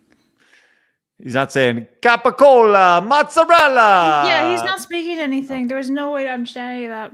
No, okay. Fake Italian right here. Doesn't understand the language. Robot right? Dude says an NGO definitely got paid a lot of money for that. Yes. Bullet Shepherd says, why give alcohol to someone who's already suffers from fetal alcohol syndrome? Mercenary came in and says, don't quote me, but I think it is statutory in some states. It is a severe crime with real jail time and getting called a PDF in jail. And we know what happens. Yes. Thank you, Mercenary. That's interesting. There are many levels to that conversation. That is just absolutely silly to think about. All right. Let's get to this thing that's going on over in Germany here. This is silly. This came out of and back to the roots. I guess, man, this is just crazy to think about. We've talked about free speech a lot on our channel, and 60 Minutes of all things went over to Germany and had a conversation with a couple people who are in charge of pulling the strings of what you can and cannot say over Germany. And apparently you can't say a lot. So let's go check out this post here. This is really mind-blowing here.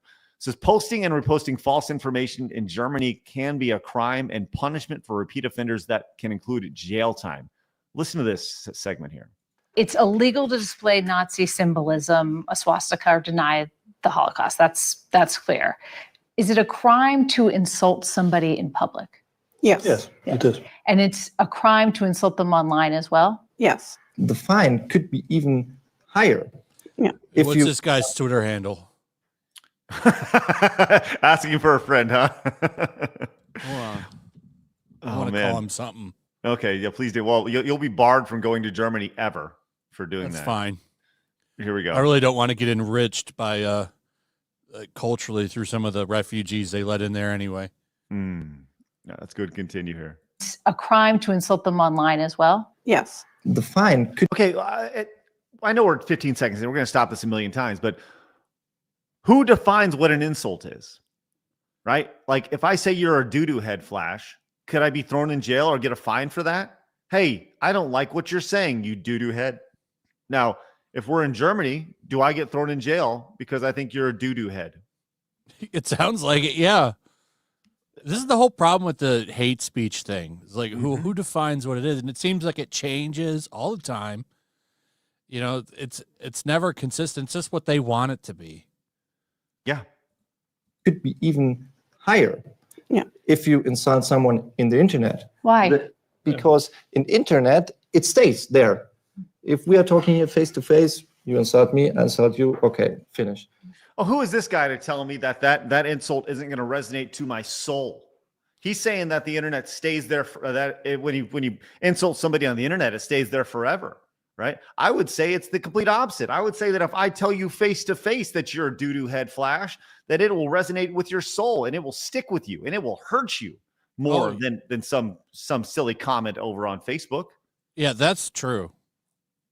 Also, they say stay forever, but no one has any more information on that guy who tried to assassinate Trump. His stuff was all scrubbed completely. So I don't actually believe that it stays forever. I feel like there's a way of deleting a lot of shit. Yeah. You know, and Biggie's right over in the chat. He said, and I think this is very, very true. You know, I'm offended that they're offended. And where does the offensive nature of this start and stop? We're so upset. Let's see how this plays out. This is why they want to update that old silly, dusty Constitution, which they've literally said in interviews, or not in interviews, in articles. We need to update the Constitution so that we can end up like this. You know, we have this pussy fucking retard trying to tell people what you can and can't say. Look at this fucking guy. He looks like a German Bill Gates. He looks like it. Well, yeah. Marmalin says he was probably bullied, and now he's in a position of power, and look what he's doing. 1,000%. That's a lot of the cases with this shit. Yes, absolutely. Marlon says, what do you in for? Murdered my entire wife and extended family? I called someone a doo-doo head. Going to be a rough prison sentence. That's right. No doo-doo heads. None of them. Me, insult you. Okay, finish. If we are talking here face to face, you insult me, I insult you. Okay, finish. But if you in the internet, if I insult you or a politician that sticks around for or a politician, because politicians are protected class now. Flash, by the way. Wait, not in America. Well, no, in Germany. I'm just saying the protected. That's bullshit. And the UK. I should be able to talk as much shit as I want about a politician. Mm-hmm. Yeah, this is a mess. You or a politician that sticks around forever. Yeah. The prosecutors explain German law also prohibits the spread of malicious gossip, violent threats, and fake quotes. What does he doesn't want people making fun of that stupid ass little goatee he has. Flavor saver. Yeah. Once again, what is malicious gossip? What does that mean? Please give me a clear descriptor as to what it means. If somebody was to murder somebody, you understand exactly what that means, right? Malicious gossip. Well, I hear that person's a doo-doo head. I hear that Flash. Hey, did you know that Blabs is a doo-doo head and a pee-pee caca? All right. I'm just letting you guys know that. Whoa. Yeah, I know. Pee-pee caca. Those are some strong fighting words. Well, if it's up to the German government. You need to get so nasty, Craig. What the fuck, man? Mm-hmm. Yeah. I didn't know you had that. If somebody. I know, Flash. There's a dark side to me, and I appreciate you guys bringing it out here on this occasion. Post something that's not true, and then somebody else reposts it or likes it. Are they committing a crime? that a Yeah, in the man? case of reposting, it is a crime as well because the reader can't distinguish whether you just invented this or just reposted it. That's the same for us. I just want to go to X real fast and just kind of go down my timeline, just kind of see if there's things that that you can actually see when people repost things, because I'm 100% positive that when you are looking at a post, you can see when things are retweeted or reposted. Like every single time you can see these things. Maybe I'm wrong. Am I wrong? I don't think I am. You can see when you repost things, right? I mean, I've always made sure that you can, right? I don't know. This whole thing is just it's such a mess. What a joke. Let's go to continue real fast. The punishment for breaking hate speech laws can include jail time for repeat offenders. But in most cases, a judge levies a stiff fine and sometimes keeps their devices. How do people react when you take their phones from them? They are shocked. Look at that guy's face. Look at this guy. Oh, the guy in he loves it. Yeah, like what a power trip for these people. Oh my gosh, you can just see the looks on their face. Oh God, they love it. Oh, You call him the retard? And by the way, shame on this lady. Shame on her for not pushing back. I wish she's like thinking the whole time, man, I wish we had this in America. Like maybe she's not pushing back because she's afraid she's going to insult them. She's get eating thrown this in up. jail. She's eating this up. They love it. Oh my gosh. Did you see that? Did you see they posted the 60 Minutes like interview with Kamala all unedited? Yeah. Like, you surprised you can't be surprised they're eating this shit up over at 60 Minutes. Like, look how they protected her. She sounds like a fucking retard in that interview. We really dodged a bullet there. Well, dodged a couple bullets, apparently. I mean, you can't, they copyright strike you, I guess, if you play it, so don't pull it up, but it's something to watch. Chat, you should find that and go watch it. It's really bad. The way they spliced up that interview to make it sound like she was coherent, it's crazy. You would think that we would have people with integrity doing these kinds of jobs, these journalist positions, but it's just all propaganda, man. 100%. 100%. And we actually posted a video about that. We talked about the USAID stuff and the money going to certain outlets to more or less propagandize. Like literally it says in the descriptor talking about propaganda. It's just like with amazing. that the New Yorker took that picture of at Mar-a-Lago of those kids, calling it the cruel kids table, and they cropped out all the black people. Yeah. Like, it's fucking wild, man. And then these people wonder why nobody trusts the media anymore. Mm-hmm. Let's go ahead and finish up this video. Take their phones from them. They are shocked. It's a kind of punishment if you lose your smartphone. It's even worse than the fine you have to pay. Because your whole life is typically on your phone now. So, I mean, it's a legit question. How does this get overturned in Germany, right? Because if you insult or if there's any sort of pushback, I can understand how Germans would feel incredibly hopeless in a situation like this, because you can't push back because you'll be thrown in jail or you get some sort of fine. Oh, you guys, I can't believe you guys are doing this. Replacement. It's pretty simple if you think about it. Mass immigration there. Oh, silencing the real careful. Germans. Replacement. I don't know how YouTube feels about that old replacement theory. Ew, only in Power World. Oh my God, what a mess! If you're in Germany today, I'm sorry. And our vice president chimed in with this. Says insulting someone is not a crime, and criminalized speech is going to put real stain on the European-U.S. relationships. This is Orwellian, and everyone in Europe and the U.S. must reject this lunacy. They were calling JD Vance. Yeah, they were calling this guy weird. What is weird about this statement? Did you see that one guy? He went and like shit all over at some Europeans meeting or something. I don't know what it was called, but he's like basically telling them like, you guys are fucking up. free speech needs to be a thing. And then some dude cried. He was so offended over what JD Vance said. He's like crying on stage when he was giving his speech. I'm not kidding. He was like shedding tears, this European politician. Oh, wow. I cannot believe he would say that. You hurt my feelings. You hurt my feelings. This crazy. Oh my gosh. What a damn shame. What a crazy ass clown world we live in. It is nuts. And I'm sorry, y'all, all y'all in Germany. It's amazing how people talk about the reaction of things, kind of the bounce back. And there was a very bad thing that happened in Germany a long time ago, right? But the reaction to that, the bounce back, to where like they won't even talk about it anymore. That's just insane to me. Because once again, we all know that if you don't talk about history, you're deemed to repeat it. Suppressing speech and taking away people's ability to say that speech, it sounds like something from the old German days. Yes. That's why they're getting back to their roots. Mm-hmm. But then they call you the fascist. That's the funniest thing about all of this. It's like Trump. Trump's the first fascist to reduce government power. Right. Crazy. And, right. It's the mental. What a fascist reducing government. It's insane. There's that Nazi.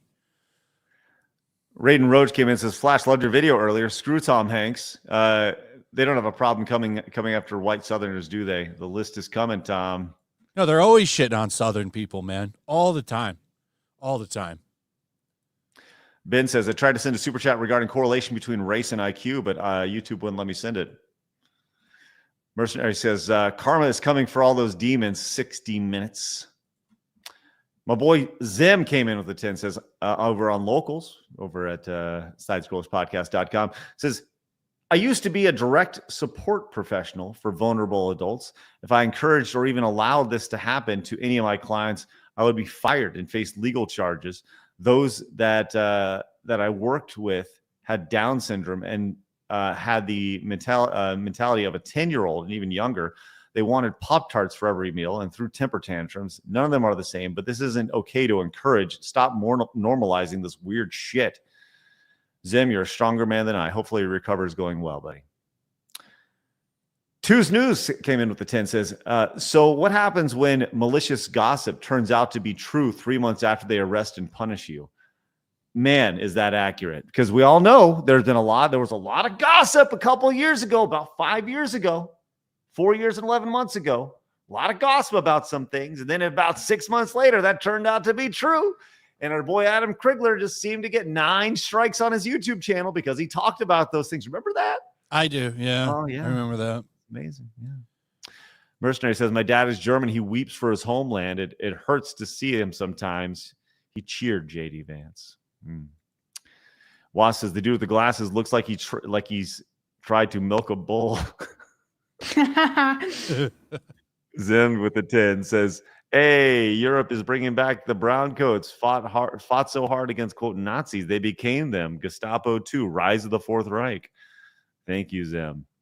And Marmalin came in and says, they twist that and say that Mustachio Man first reduced government size until he ramped it up. It's insane the gymnastics they pull.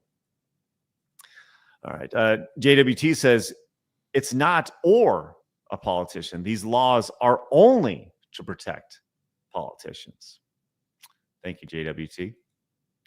And Usli says, Frau and her Gestapo is happy about taking phones. God. Jay Tomic says, this is a schizophrenic ad. The WHO advocates eliminating Down syndrome by abortion after using a flawed and false positive test like Iceland. Then they have this. Yikes.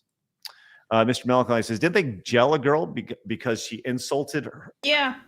What is that about? Yeah, so this person was raped in Germany, and then somebody else was like was she insulting. culturally enriched? Mm-hmm. And Oh, that's why. Yeah, his friend insulted the rapist. So he was and probably then they put Muslim this person refugee. in jail. Was he a Muslim refugee? Something like that. Yeah, can't talk about that. Oh no! How dare you? But still a little rape. Okay. Yeah, it is. That's mess. It's messy. All right.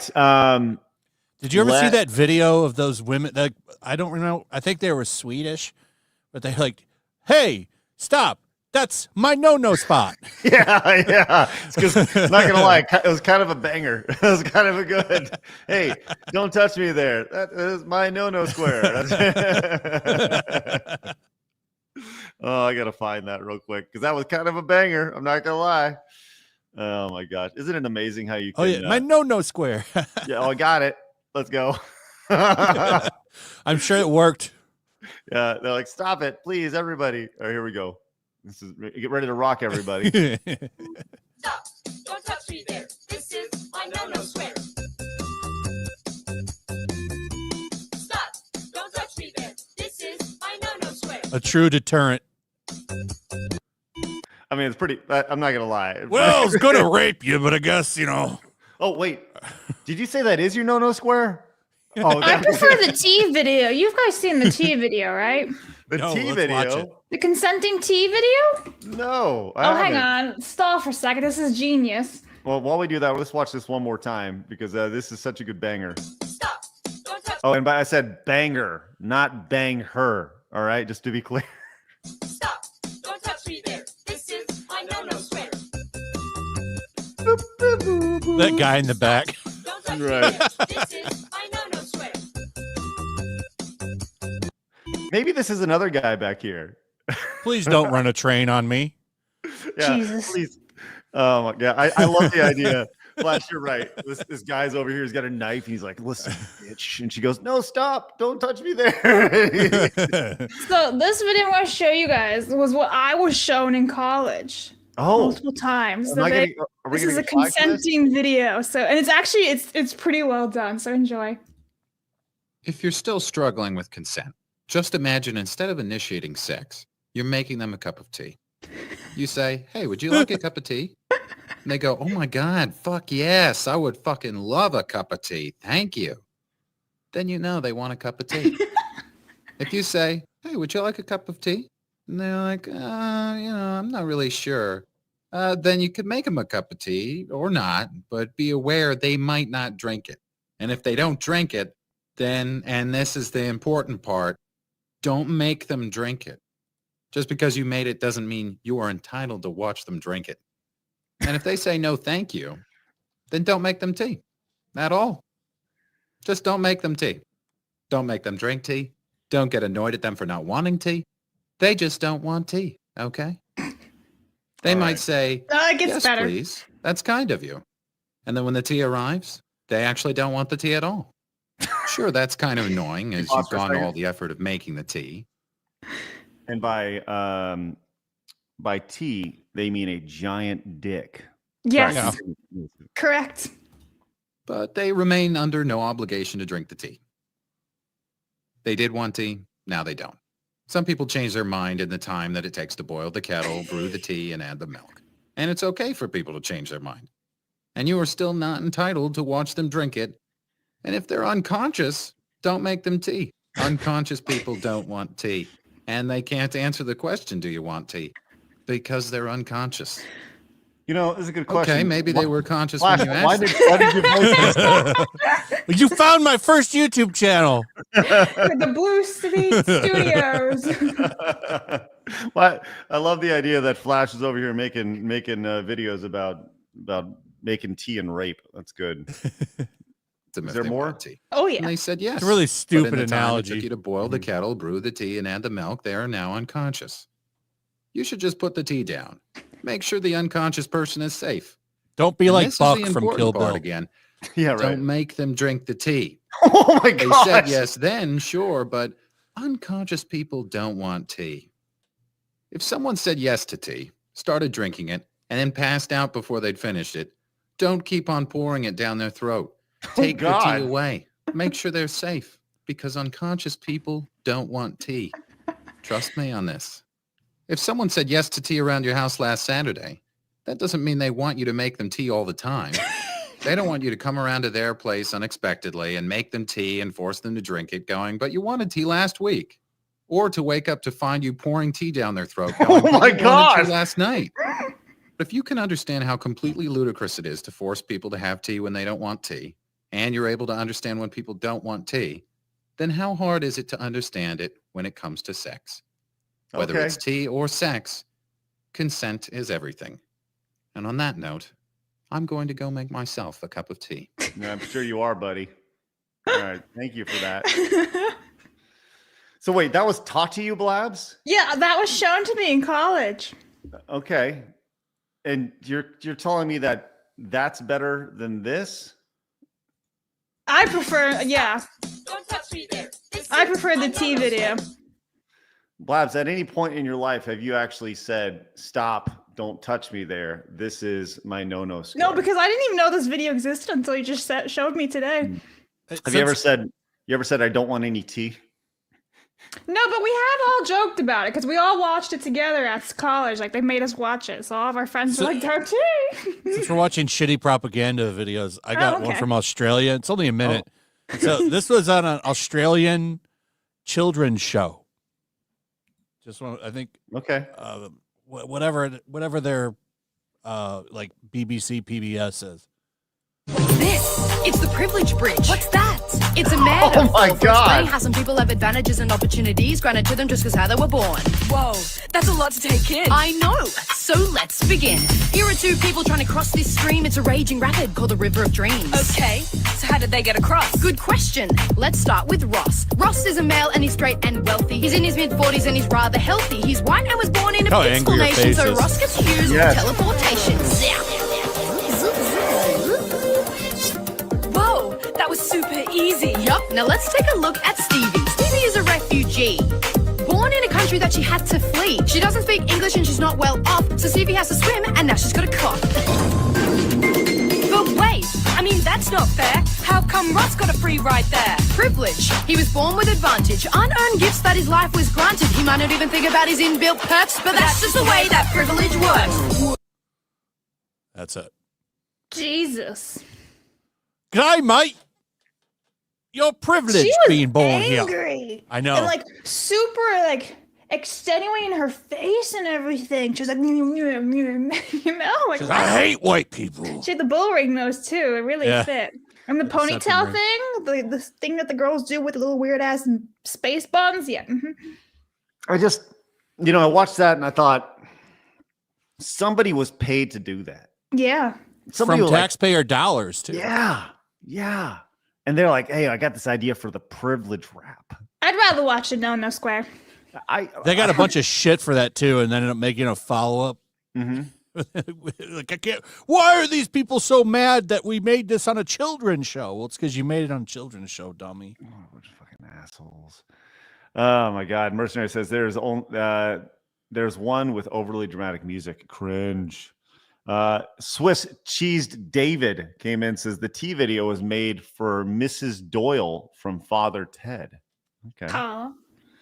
David says, but can she consent? Your Honor, she told me to always assume she can. She even drank my tea. Politicians, a protected class. Could you imagine if it was illegal for libs to insult or criticize Trump? Yeah. Yeah, they would hate that. Vault came in and says German creepo would force the Down syndrome person to drink tea. Gross. Andrew came in and says, so at the end, the guy decided to have with himself. That's right. He just decided to go get his own tea. Marmalin says, I want that to play at my funeral on repeat so everyone fucks off quietly. Oh my God. Adrian says EU is on board. Germany controls it. EU is the fourth right. Yikes. No thanks. And Marmalin says they twist that and they say Mustachio Man first reduced. Yep, we got that earlier. Thank you very much. All right. We do see all the rest of your super chats. We'll get to those in just a second, but let's get to our main story today. This happened over the weekend. And look, we've talked a lot about video game award shows. Hell, I freaking launched my own, right? We had the Real Video Game Awards. And people say, I don't understand why you need another award show. Hell, I didn't think I needed another award show. But then something like this happens over the weekend, and you say, oh, now you understand why we need another award show. It starts off with Greg Miller. Now, I want to be clear. I've known Greg for over a decade. I actually think Greg is a nice guy, but the things that he said recently really makes me question a lot of the things that we've had, conversations that we've had, and it makes me question him as a person. Have our interactions been authentic? They have been from my side, or was he just totally bullshitting me the entire time? I don't know. Does he think that I'm a horrible piece of trash? Yes. Because I live in Texas, and it's a red state. And does he think that you're a piece of trash because you have common sense? Well, Greg is the founder of Kinda Funny. Previously, he was over at IGN, and that was a long time ago in internet times. But Kinda Funny's been around for a while.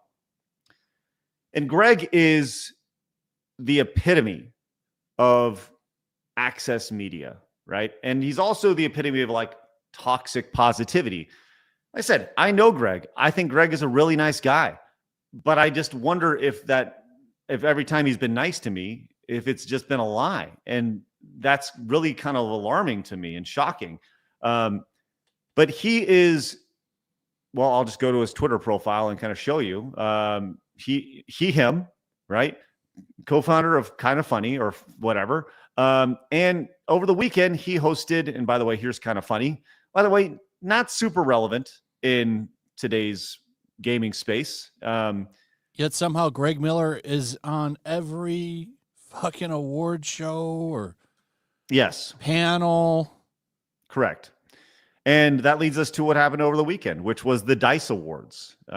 DICE is thought of as probably the preeminent, one of the top award shows in the space. Golden Joysticks, obviously Jeff Keighley's award show, DICE Awards. Those are pretty prominent industry award shows, right? And once again, the Real Game Awards is not an industry award show. It is an award show for you, the customer of the video game industry, right? And that's a very big line of demarcation to separate the two. But Greg, for the 9th straight year, hosted the DICE Awards. And during their opening monologue, which I watched in its entirety, it was about 15 minutes long, him and his co-host, they said this. And actually, Greg took this and posted this over on X. And there's a lot of irony here, but we'll go watch this clip. And if you haven't seen it, just prepare yourself. My favorite games, Diablo 4 Vessel of Hatred, is nominated for Online Game of the Year. Get your hands together. Thank you, Rod. Of course, that is a game that takes real skill. It does. Yeah, and I'm not trying to flatter everyone here, but if I know one thing about this audience, is that none of you had to pay someone to play Diablo for you. It's hard to level up your own characters when you're dismantling democracy. I feel like we're in good company here, but just in case for the people online, if you get mad at that joke, it's Greg Miller. Greg Miller. Fuck Elon Musk and fuck Donald Trump. Oh, that's brave.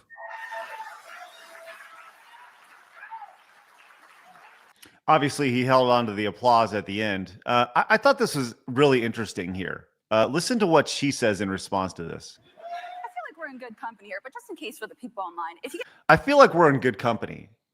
I feel like we're in company that is accepting of this viewpoint. Just so you know. And if you don't agree with this, by the way, you're bad company. We don't want you. You shouldn't be here, right? So Greg put that out there, and it got a little traction, as you would expect. And he has promptly been ratioed here. He had 3,000, almost 4,000 likes, lots of responses. And he got ratioed by Jeremy, D-Day Cobra. And I think his post actually is a little more accurate here. His quote tweet says, Greg Miller canceled his best friend over a joke, a very, very tame joke. I responded to that. I saw that right here. Here was the quote. This is obviously Colin Moriarty. It's a dad joke. Yes. Who now, look, I'm a big fan of Colin. I think Colin has done some amazing things. And he started his own company called Last Stand Media, which, by the way, just for reference, is destroying the revenue that Kinda Funny does from a Patreon level on a week-to-week basis. More people have gone over to support Colin, and they've left Kinda Funny since this split. But Colin put this joke out on in 2017, hashtag a day without women, peace and quiet. It's a joke, whatever. And that led to him resigning after targeting women in racist joke. What is that? Like, what is racist about this?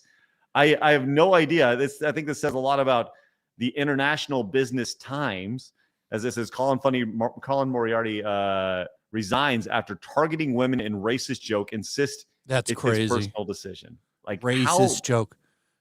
I remember him talking about that. I used to listen to Podcasts Beyond when they were on it. That was back when IGN was like worth paying attention to. Right. But just to set up just how big of a piece of shit Greg Miller is, like they were really good friends. And I remember Greg Miller got cancer. So like Colin was helping him out, doing most of his work for him.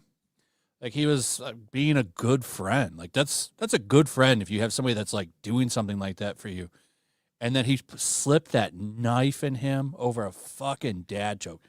Greg Miller is a fucking scumbag. I have, like I said, I haven't talked to Greg in years, certainly before COVID. And I don't know what he thinks of me now. Like I said, I've always had really, really good, positive interactions with him. But you see the way he speaks about literally over half the country at this point. And I have a really hard time when anybody says you're so divisive to us or to me.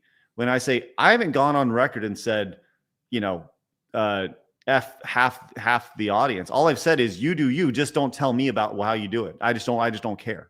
Right. And my big cardinal sin is I know what a man is and I know what a woman is. Like, that's it.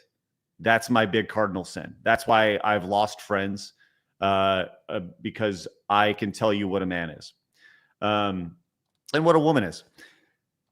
But I don't know if Greg would want to have a conversation about this. I mean, if you recall a few weeks ago, by the way, this is not abnormal for Kind of Funny. If you remember, just a couple months ago, they had one of the guys who worked there go off on a rant very similar to this. It was right after the election. God, I'm blanking on his name right now, but this is very on brand for Kind of Funny. You're talking about I'm not mad at Greg. Greg is a product of his surrounding.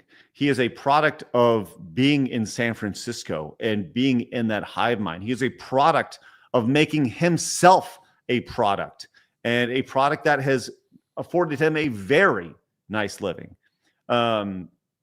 He has made himself a product, which is why he goes back year after year after year, being the host of Dice and various other award shows. He is. I don't feel bad for him. I actually feel kind of sorry for him that he wants to be so divisive and tell over half the country to fuck themselves if they support Elon or Donald Trump. And the crazy thing is he doesn't know either of them. He doesn't know these people, and he's dividing his audience, and he did that before.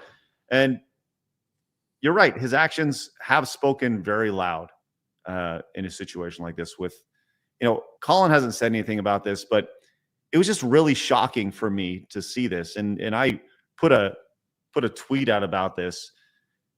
If you recall, when we did the Real Game Awards just a few weeks ago, the response was, "Oh, you right-wing bigots, your right-wing award show," right? So I put this out there. I said, so the Real Game Awards was labeled right-wing, and literally nothing political was said during our show. Does this mean that this award show is radical left-wing progressive, since Greg literally said fuck Donald Trump during it? And this is actually the most important thing. This was 100% scripted. So the award show signed off on this before they did that.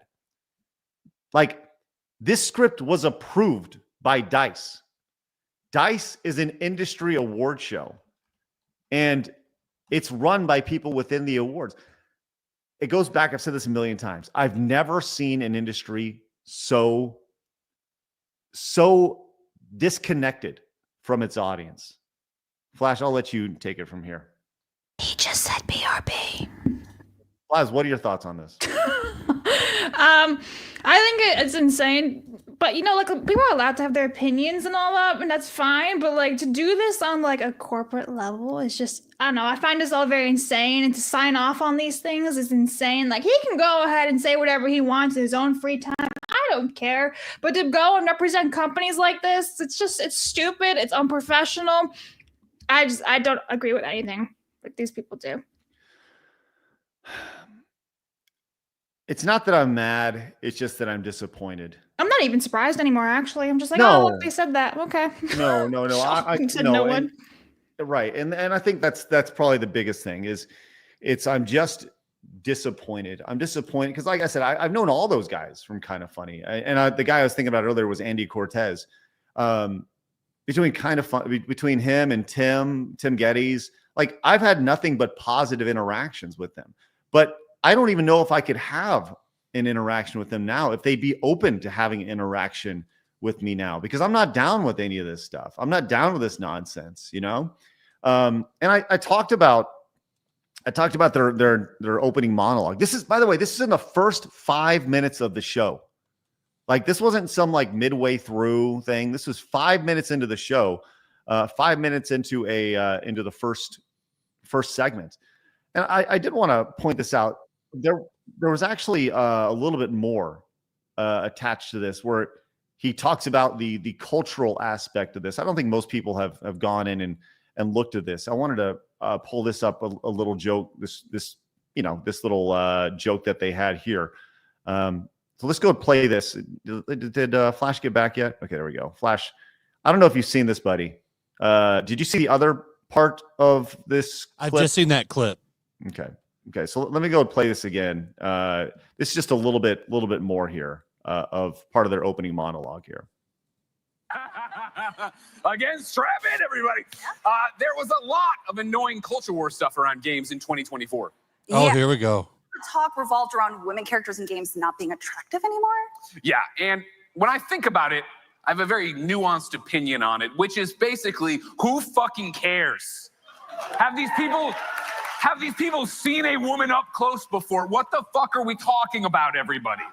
But of course, I think that joke would land a lot better if you could actually tell us what a woman is. Yeah. Yeah, did he just call all women ugly? I don't know, Blabs. What do you think of that? Can you play that back again? Yeah, sure.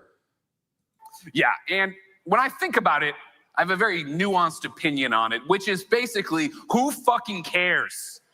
Have these people seen a woman up close before? What the fuck are we apparently the talking about, customers everybody? care.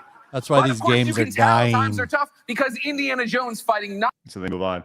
Blaz, what are your thoughts on that? So he's basically saying that nobody cares that they're making ugly women. Is that what he's saying? Correct? Well, he's saying, why do you care if your characters are ugly or attractive? But then Why he do goes you- and says, "You have even seen women before." So the way Well- he's implied it, it makes it sound like he thinks all women are ugly. Yeah, I mean, That's kind of what I understood there. Maybe I'm reaching, but that's funny. no, I don't think you are. I think that he maybe misspoke. He was trying to hit something a little edgier, and in Oh, turn, yeah. he more or less made it sound like he thinks all women are ugly. That's kind of what he said. I was like, wait, what? Oh my gosh, yeah. Maybe his wife's ugly, but the rest of us aren't. Sorry, Toots. His wife is fine. His wife is, she's cute. Like it Then is what what the it is. hell? Whatever. It's I don't know. Like I said, I don't Is know she what faithful to him though? I don't know. It's You not my know. business, But it's rough, man. Because like I said, these are people that I always thought were friends, and to see them take such a dramatic left turn to where you can't even have an award. You can't even you thought it was so funny that you included this in your opening monologue. That just Represents- put the awards out there. The industry in itself right there. Like they're all clapping over that. Yeah. This is why a lot of these AAA games have the problems they have, because they're all just tone deaf. Yeah, it's amazing, and it's sad. It's sad for me, man. It really is. And the response to this over on X is exactly what you'd expect. He's been ratioed on his old thing. And by the way, immense irony here, as he's over here saying F Elon Musk with his blue check mark that he pays for on a month-to-month basis, and also Yeah, kind of funny has the gold one. Yes, Yeah. which is what, 10 grand a month? Oh, it's a lot. I think it's like 1,000. It might be 10. Yeah, I mean, No, I don't think it's. I think it's $1,000 a month. Still $1,000. Yeah, it's not cheap.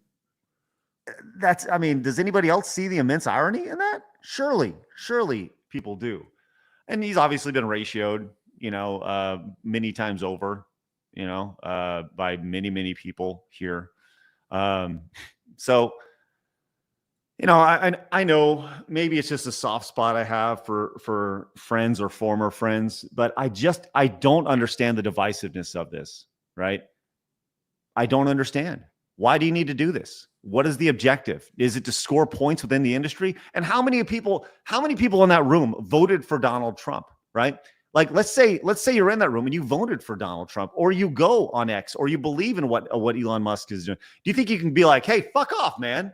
Hey, like, that's not funny. That's our fucking president, And could you imagine if, like, during any award show, if they're like, well, the economy is really shit, and by the way, fuck Joe Biden.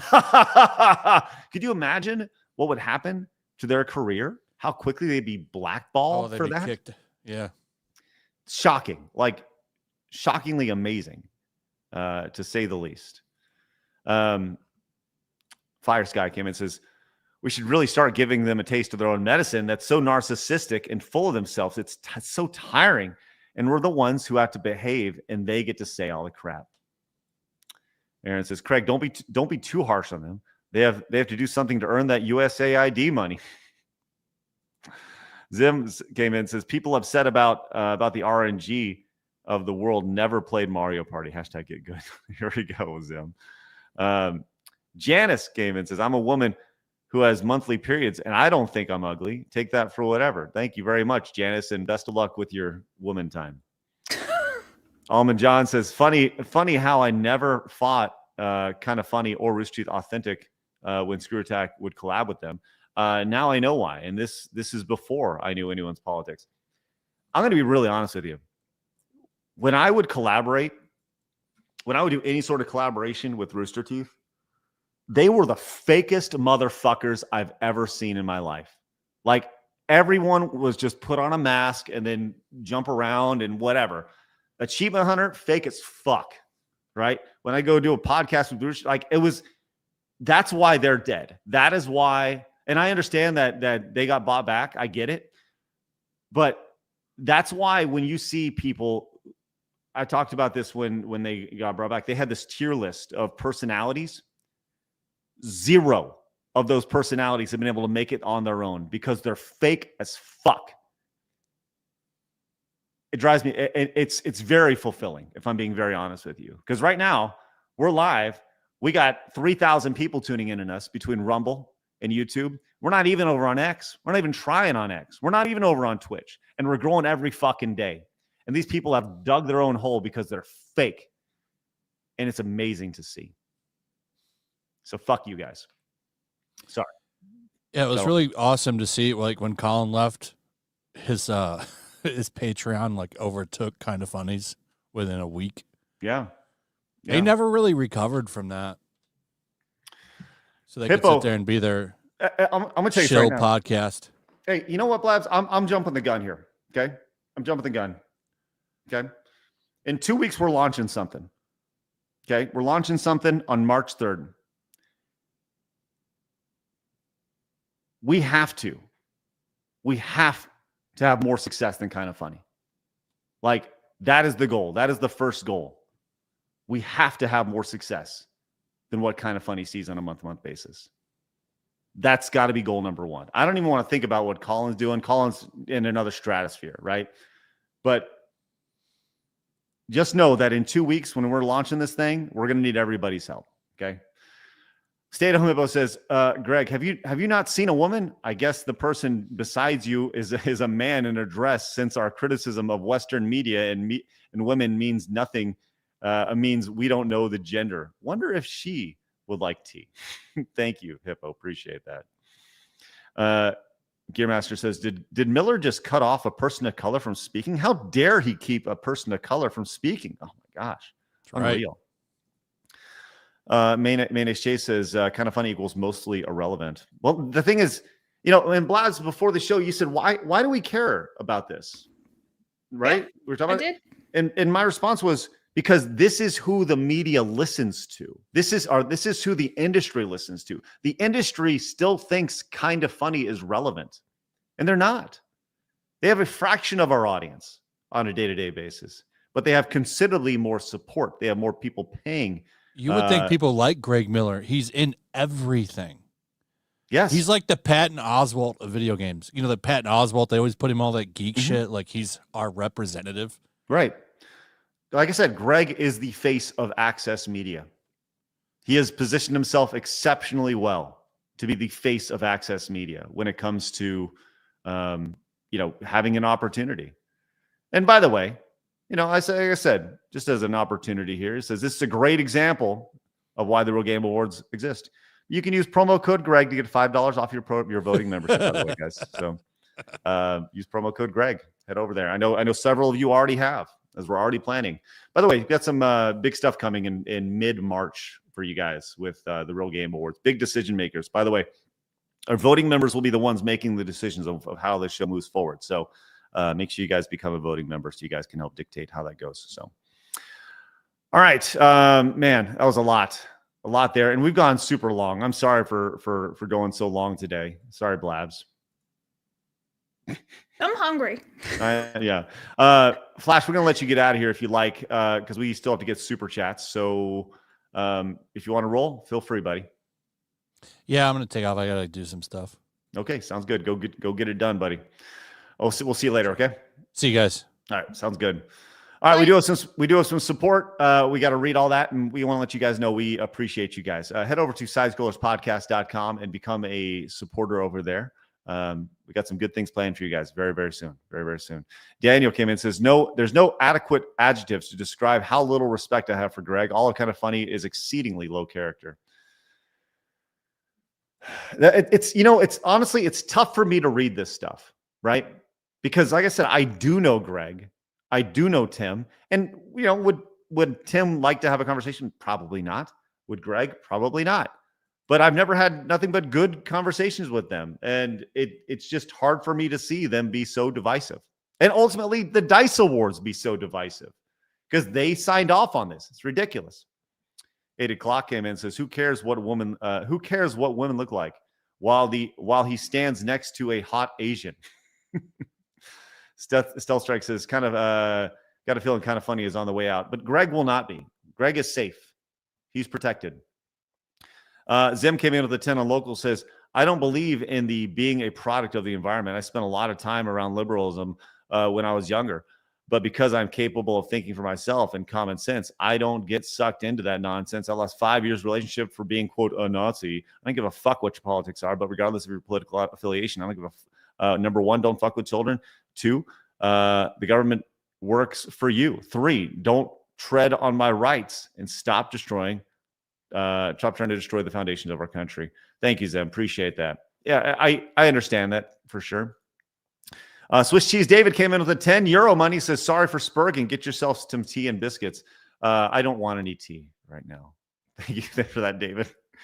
D Watt came in with a 19.99. By the way, that puts us at 4 of our goal today of our 10 orange super chats.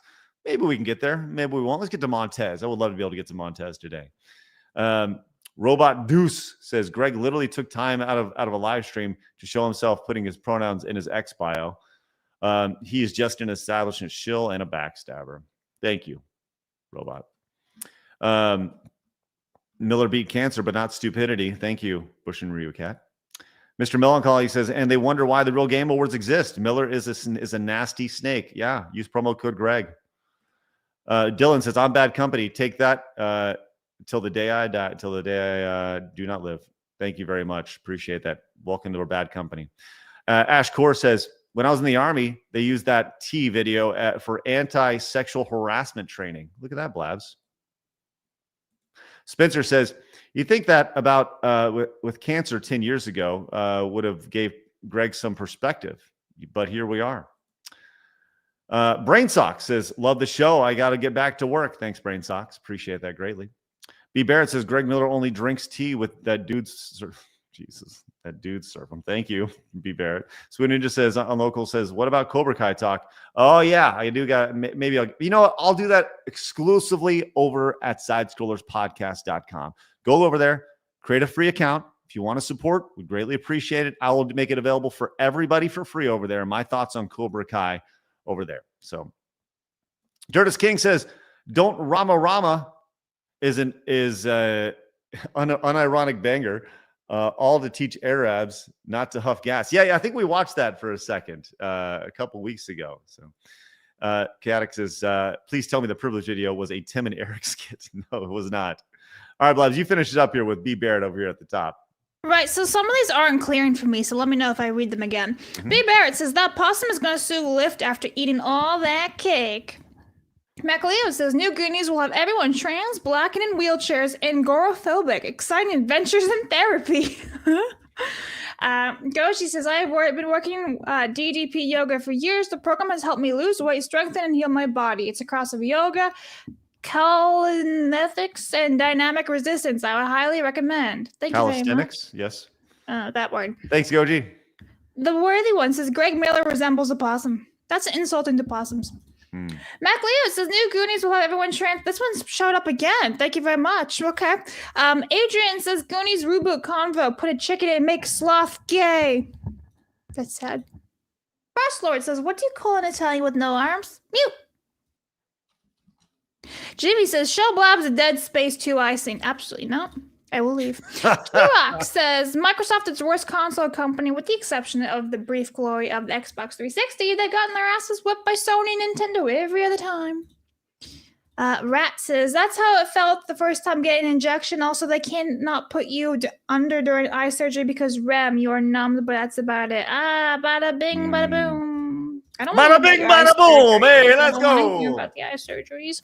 That's Pooch. Microsoft has made too many mistakes since 360. Just drop static console hardware and go full-on PC gaming. Make Xbox a brand of gaming PCs like Alienware.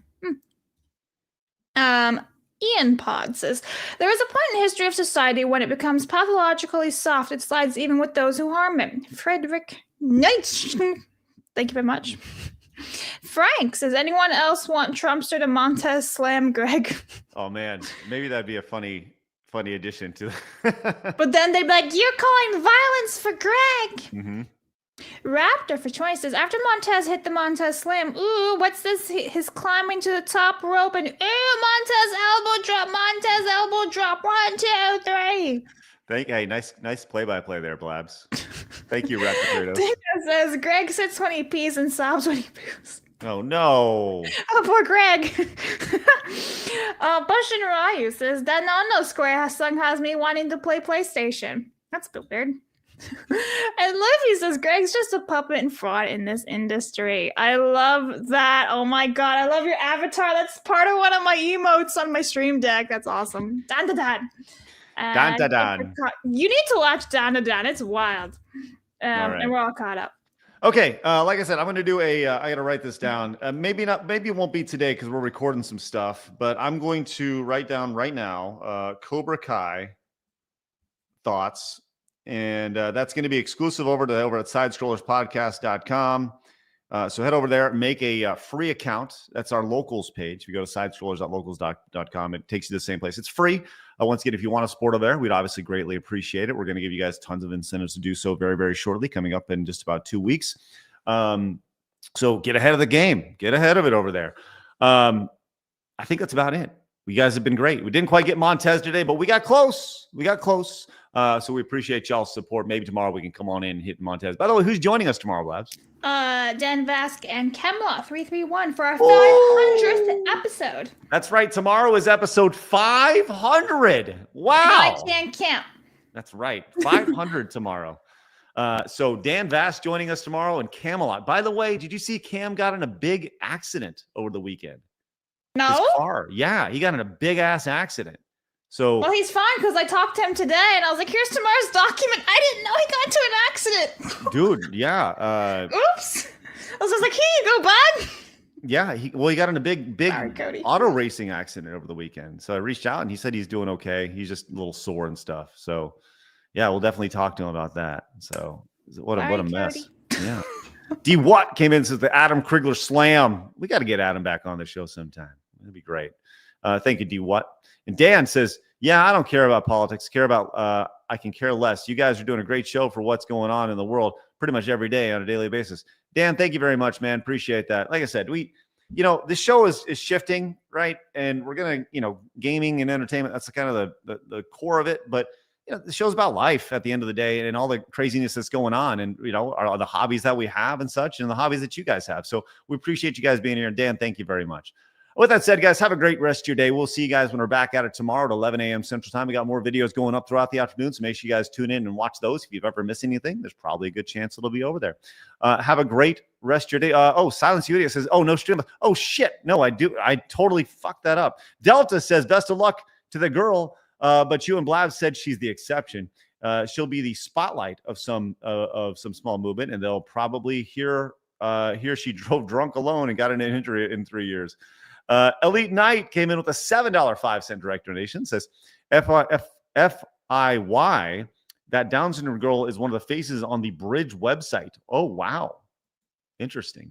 Delta says, I don't know how people think Greg Miller is nice. I remember Alex cover on Kind of Funny where he suddenly made an aggressive joke to one of the co-hosts and all the PC gamers are pedophiles or modding.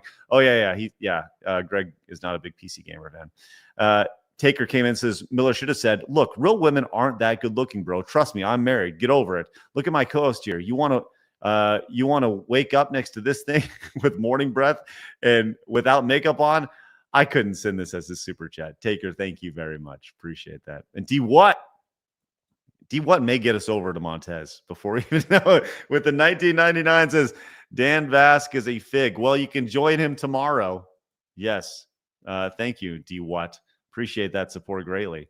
And was there another one in there? Yes. It says New Montez, lady lands on Greg at dice. Oh, man. You guys are giving us all the ideas. Thank you, Taker. Sorry, I once again, new setup today. Those are over here and whatever. All right, guys. Thank you very much for your support. You know what? Let's end on Montez. I mean, we've had support on the direct donation side and on the other side. We're close enough. Why not? Why not? Everybody gets a trophy. Participation, Montez. Blaz, where are we going today? Mario. Bitch! Let's go.